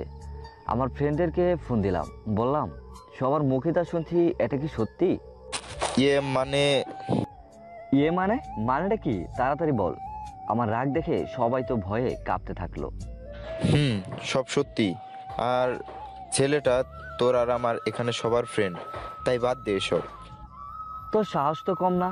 আমার চোখের দিকে তাকা। চিনছস আমাকে? একটা মেয়ের জীবন নষ্ট করেছে, আর সে আমার ফ্রেন্ড বলে ছেড়ে দেব? তাহলে কি করবি? কি করব পরে বুঝবো, আগে বল আমার কোন ফ্রেন্ড এখানে আছে কি? না, ও তো আসেনি। রবিন এই কাজটা করেছে। রবিন? আমার তো ক্লোজ ফ্রেন্ড, তাও এমনটা করলো? আমি রবিনকে খুঁজতে বেরিয়ে পড়লাম। রবিনের ভাগ্য ভালো ছিল না, তাই ও নিজেই আমার সামনে এসে পড়ে গেল। ও ভাবতেছে আমি কিছু বলবো না বা আমি কিছু জানিই না। কিরে ফারহান, একা একা কই যাস? আরগুলা কই? আরগুলাকে পিছনে রেখে আসছি, তুই একটু আমার সাথে চলতো, সামনে একটু কাজ আছে। রবিনকে নিয়ে একটা নির্জন জায়গায় গেলাম, যেখানে 2 দিনের মধ্যে কেউ আসবে না। কিরে ফারহান, এমন এক নির্জন জায়গাতে তোর আবার কিসের কাজ? মেয়েটার কি দোষ ছিল রে? কোন মেয়েটা? তখনই কানের নিচে ঠাটিয়ে একটা চর মারলাম। কিরে মারছিস কেন? মেয়েটা আত্মহত্যা করেছে, তাতে আমার কি? আমি বলেছিলাম নাকি আত্মহত্যা করতে? বোকার মতো কথা বলবি না। কারো কথায় কেউ আত্মহত্যা করে না, কিছু লোক আত্মহত্যা করাতে বাধ্য করে। মেয়েটা মরে গিয়ে ঠিক কাজ করেছে, কারণ মেয়েটা বুঝে গিয়েছে তার আর এখন বেঁচে থেকে লাভ নেই। যেমন এখন তোর এখন বেঁচে থাকার আর অধিকার নেই। এটুকু বলা শেষ হতে দেরি হয়েছে, তবে মার শুরু করতে দেরি হয়নি। প্রথমে গোপন অঙ্গে লাথি মেরে অজ্ঞান করে দিয়ে, পরে পানি দিয়ে আবার জ্ঞান ফিরালাম। এরপর আবার সেই একই জায়গাতে অনেক শক্তি নিয়ে একটি লাথি মারলাম। সাথে সাথে রবিন চিৎকার করে শেষ নিঃশ্বাস ত্যাগ করলো। রবিনের লাশটা বস্তায় ভরে একটা জায়গায় পুঁতে রাখি। এটা আমার 6 নাম্বার মার্ডার। বাসায় যেয়ে ফ্রেশ হলাম। কাল আমার বিয়ে, কি সময় কি ঝামেলা। যাই হোক, আমি আজকে নীলাকে নিয়ে পালিয়ে যাবই। নীলাকে ফোন দিয়ে রেডি হতে থাকতে বললাম। রাতের দিকে ব্যাগ গোছানো শুরু করছি, কিছুক্ষণ পর বাসা থেকে বের হব। এমন সময় তিতির ফোন। চলে যাচ্ছিস তাই না? কোথায় যাচ্ছি আমি? আমি সব কিছু জানি। আজ তুই নীলাকে নিয়ে পালিয়ে যাবি তাই না? ওকে, সমস্যা নেই। তোকে আমি প্রচণ্ড ভালোবাসি, তাই তুই সুখী থাকলে আমিও খুশি। চলার পথে ভুল বেয়াদবি মাপ করছি। যাই হোক, ভালো থাকিস, নিজের যত্ন নিবি, কিন্তু প্লিজ নীলাকে আমার মতো কষ্ট দিস না। বাই। এটুকু বলে ফোনটা রেখে দিল। আমি বিছানায় বসে পড়লাম আর ভাবতে লাগলাম আমার একার জন্য অনেকের হাসি মুখটা নষ্ট হয়ে যাবে। আর তার মধ্যে আব্বু আবার হার্টের রুগী, তাই নীলাকে ফোন দিয়ে বলার সাহসই হয়নি যে আমাদের প্ল্যান ক্যান্সেল, তোমাকে বিয়ে করা সম্ভব না। আমার জন্য তিথি পারফেক্ট, এইসব কথা নীলাকে বলতে পারবো না, তাই ফোনটা অফ করে রাখলাম। চুপচাপ 2টা ঘুমের ওষুধ খেয়ে ঘুমিয়ে পড়লাম। সকালে ঘুম থেকে উঠে সুন্দর করে পরিপাটি হলাম জামাইয়ের মতো। আমাদের বাসার সবাইকে বললাম যে তোমরা গাড়ি নিয়ে যাবে আগে, আর যে বলবে ফারহান আসেনি, এ বিয়ে হবে না। তখন আমি বাইক নিয়ে তিথিদের বাসায় ঢুকবো। এমন করলে কি হবে? তাই কি একটা ভাবসাব হবে, তুমি বুঝতেছো কি? ও আচ্ছা, তুই যেহেতু আমাদের কথা মতো তিথিকে বিয়ে করেছিস, তাহলে আমরা তোর জন্য এটুকু তো করতেই পারি। আম্মুকে একটা কিস দিয়ে আমার মতো করে বাইকটাকেও ফ্রেশ করলাম। এরপর গাড়ি নিয়ে আমার কথা মতো একে একে সবাই বিয়ে বাড়িতে ঢুকলো আর বলল ফারহান আসবে না। তখন তিথির বাসার লোকেরা অবাক হয়ে গেল, তবে তিথি এক ফোঁটাও অবাক হয়নি, কারণ ও জানতো যে আমি আসবো না। তারপরেও বিয়ে সাজে আমার জন্য বসেছিল মিথ্যা আত্মবিশ্বাস নিয়ে। আমি আসবো বলে ভাবা যায় কতটা ভালোবাসি মেয়েটা আমাকে। আমার ফ্যামিলির মুখে সবাই যখন শুনলো যে আমি আসবো না, তখন তিথি শাড়ির আঁচলে মুখ লুকিয়ে কাঁদতে কাঁদতে রুমে চলে যাচ্ছিল। এমন সময় আমি বাইকের পিক আপ দিতে দিতে অনেক শব্দ করে বিয়ে বাড়িতে ঢুকলাম। তিথি আমাকে জামাইয়ের সাথে দেখে এতটাই খুশি হয়েছিল যে আমি আজ পর্যন্ত কারোর এমন খুশি দেখিনি। তিথি দৌড়ে আমার কাছে এসে সবার সামনেই আমাকে শক্ত করে জড়িয়ে ধরে বলল, আমি জানতাম তুই আসবি। তিথিকে চুপচাপ বিয়ে করে ফেললাম। বিয়ের পর তিথিকে এক্সট্রা কোনো ভালোবাসা দেয়নি, শুধুমাত্র বইয়ের অধিকারটাই পেয়েছে। তবে তিথি আমাকে প্রচণ্ড ভালোবাসতো। আমার মাথা গরম থাকলে অযথা তিথিকে বকাঝকা করতাম, তবু তিথি আমার মুখের উপর একটি কথাও বলতো না। আমার সব অত্যাচার মুখ বুজে সহ্য করতো। বিয়ের কিছুদিন পর হঠাৎ একদিন নীলার সাথে দেখা হতে দেরি হয়েছে, তবে নীলা আমাকে মারতে দেরি করেনি। আমার গালে 2টা থাপ্পড় মেরে কেঁদেই দিল, নিজেই কেঁদে দিল। প্লিজ বোঝার চেষ্টা করো, তিথি আমাদের ফ্যামিলির, আর আমার জন্য 2টি ফ্যামিলির সম্পর্ক নষ্ট হয়ে যেত যদি ওই দিন তোমাকে নিয়ে পালিয়ে যেতাম। তাহলে কেন এত বড় বড় কথা বলেছ তখন? কেন আমাকে মিথ্যা আশা দিয়েছ? তুমি জানো আমি বিষ পান করে হসপিটালে ভর্তি ছিলাম, আর তুমি এদিকে বিয়ের মজা নিচ্ছিলে। যাই হোক, ভালো থেকো। এইটুকু বলেই নীলা উপরে দৌড়ে চলে গেল। একবারের জন্য পিছনে ফিরে তাকায়নি। না তাকানোটাই স্বাভাবিক। নীলা হয়তো আমাকে বেঈমান স্বার্থপর ভাবছে, তবে নীলা যদি আমার জায়গায় থাকতো তাহলে বুঝতো কতটা চাপের মধ্যে ছিলাম আমি। যাই হোক, এখন তো আর কিছুই করারও নেই। জানিও এখন আমার সাথে আর যোগাযোগ করে না। এভাবে কিছুদিন যাওয়ার পর হঠাৎ আমার অনেক জ্বর হয়। সেদিন তিথি সারা রাত না ঘুমিয়ে আমার যত্ন নিয়েছে। তিথি ভাবতেছিল আমি হয়তো ঘুমিয়ে পড়েছি, তাই মাঝে মাঝে আমার ঠোঁটে আলতো করে কিস করতো। মাঝে মাঝে ভাবতাম মেয়েটা অনেক ভালো, আমাকে কতই না ভালোবাসে, আবার আমার সব কথা মুখ বুঝে সহ্য করে। তিথির জায়গায় অন্য কোনো মেয়ে হলে বিয়ের পরের দিনই আমাকে ছেড়ে চলেই যেত। এভাবে আরও কিছুদিন যাওয়ার পর হঠাৎ করে একদিন তিথি মাথা ঘুরে পড়ে যায়। হসপিটালে নিয়ে গিয়ে জানতে পারলাম তিথি মা হতে চলেছে, আর আমি বাবা হব। কি এক দারুণ অনুভূতি! হসপিটালের বেডে শুয়ে আমার দিকে এক দৃষ্টিতে তাকিয়ে আছে। আমি তিথির কাছে গেলাম। সব কিছু মিলে তুমি খুশি তো? খুব খুশি। ভালো। আচ্ছা, আমি বাসায় যেতে পারবো এখন? একটু পরেই নিয়ে যাব। আর শুন, তুই কিন্তু বাসায় গিয়ে একটি কাজেও হাত দিতে পারবি না, সব কাজ আমিই করব, ওকে? আরে না, পাগল নাকি? তুমি করবে কেন? তুমি তো হাত ধুয়ে খেতে বসো না, আমাকে তোমার হাত ধুয়ে দিতে হয়। আর তুমি করবে কাজ, আমি আস্তে আস্তে করে নিব, সমস্যা নেই। ভয় পাস না তুই আমাকে? বললাম না কোনো কাজে হাত দিতে পারবি না, মনে থাকবে? আমাকে একটু জড়িয়ে ধরবে? লাস্ট কবে জড়িয়ে ধরেছিলে মনে নেই, আজ একটু জড়িয়ে ধরবে প্লিজ। এভাবে বলছো কেন? ওকে, কাছে আসো। তারপর হালকা করে জড়িয়ে ধরলাম, কারণ বাবু ব্যথা পেতে পারে এই ভেবে। তিথিকে বাসায় নিয়ে আসলাম। বাসায় আসার পর আমি আমার সকল ধরনের কাজকর্ম ছেড়ে দিয়ে সবসময় তিথির পাশেই বসে থাকতাম। তিথি ঘুমালে আমি মেঝেতে বসে তিথির চুলগুলো ঠিক করে দিতাম, গ্লাসে সবসময় পানি রেখে দিতাম। কখন থেকে উঠে পানি খুঁজবে এই ভেবে। জীবনে কখনো নিজের কাপড় ধুয়ে দেখিনি, এখন আমি তিথির কাপড়গুলো ধুয়ে দেই। আমার কাপড় ধোয়া দেখে তিথি প্রায় সবসময় হেসে বলতো, খুব সুন্দর হচ্ছে, একদম মেয়েদের মতো করেই কাপড় ধুতে পারে, দেখা যায়। বাসার বাজার করতে বাইরে গেলাম, এমন সময় তিথি ফোন দিল।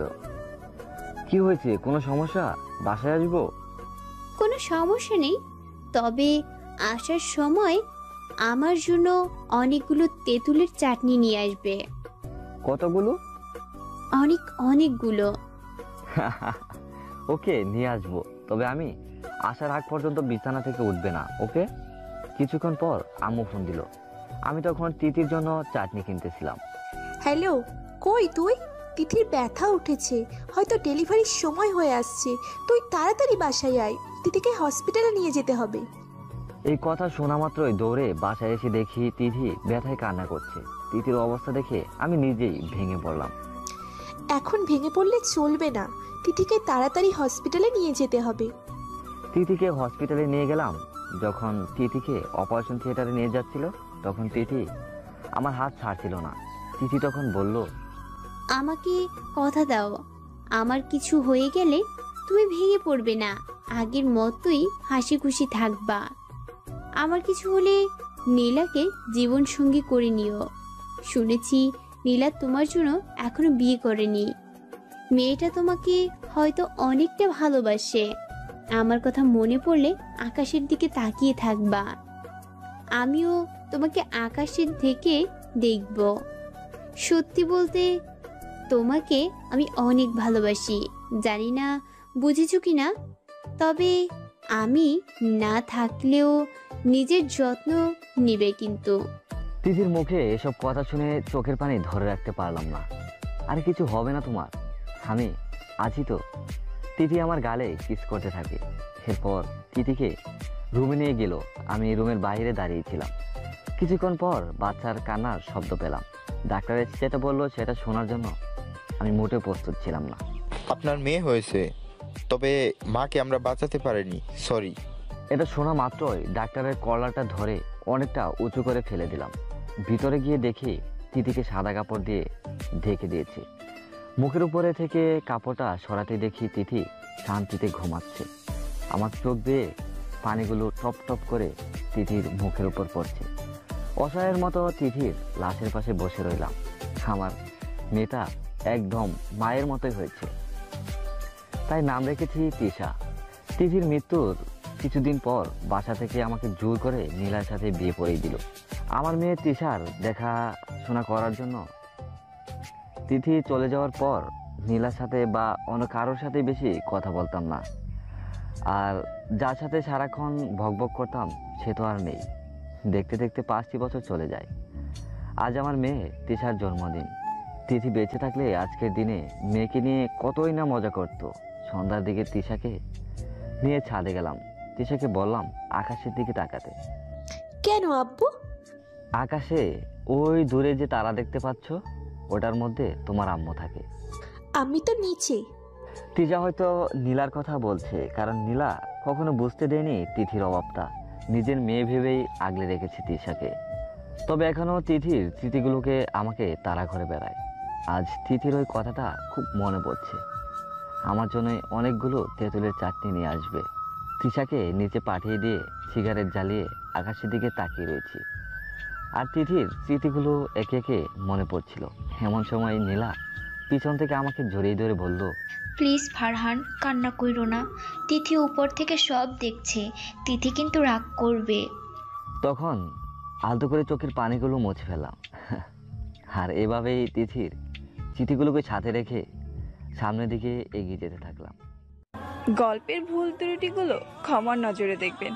আর গল্পের শুরু থেকে শেষ পর্যন্ত যারা সাথে ছিলেন সকলকে অনেক অনেক ধন্যবাদ। আর হ্যাঁ, পুরো গল্পটা কেমন লাগলো অবশ্যই একটা কমেন্ট করে জানাবেন। আবারও আপনাদের সামনে হাজির হব নতুন কোনো গল্প নিয়ে। সে পর্যন্ত ভালো থাকুন, সুস্থ থাকুন। আল্লাহ হাফেজ।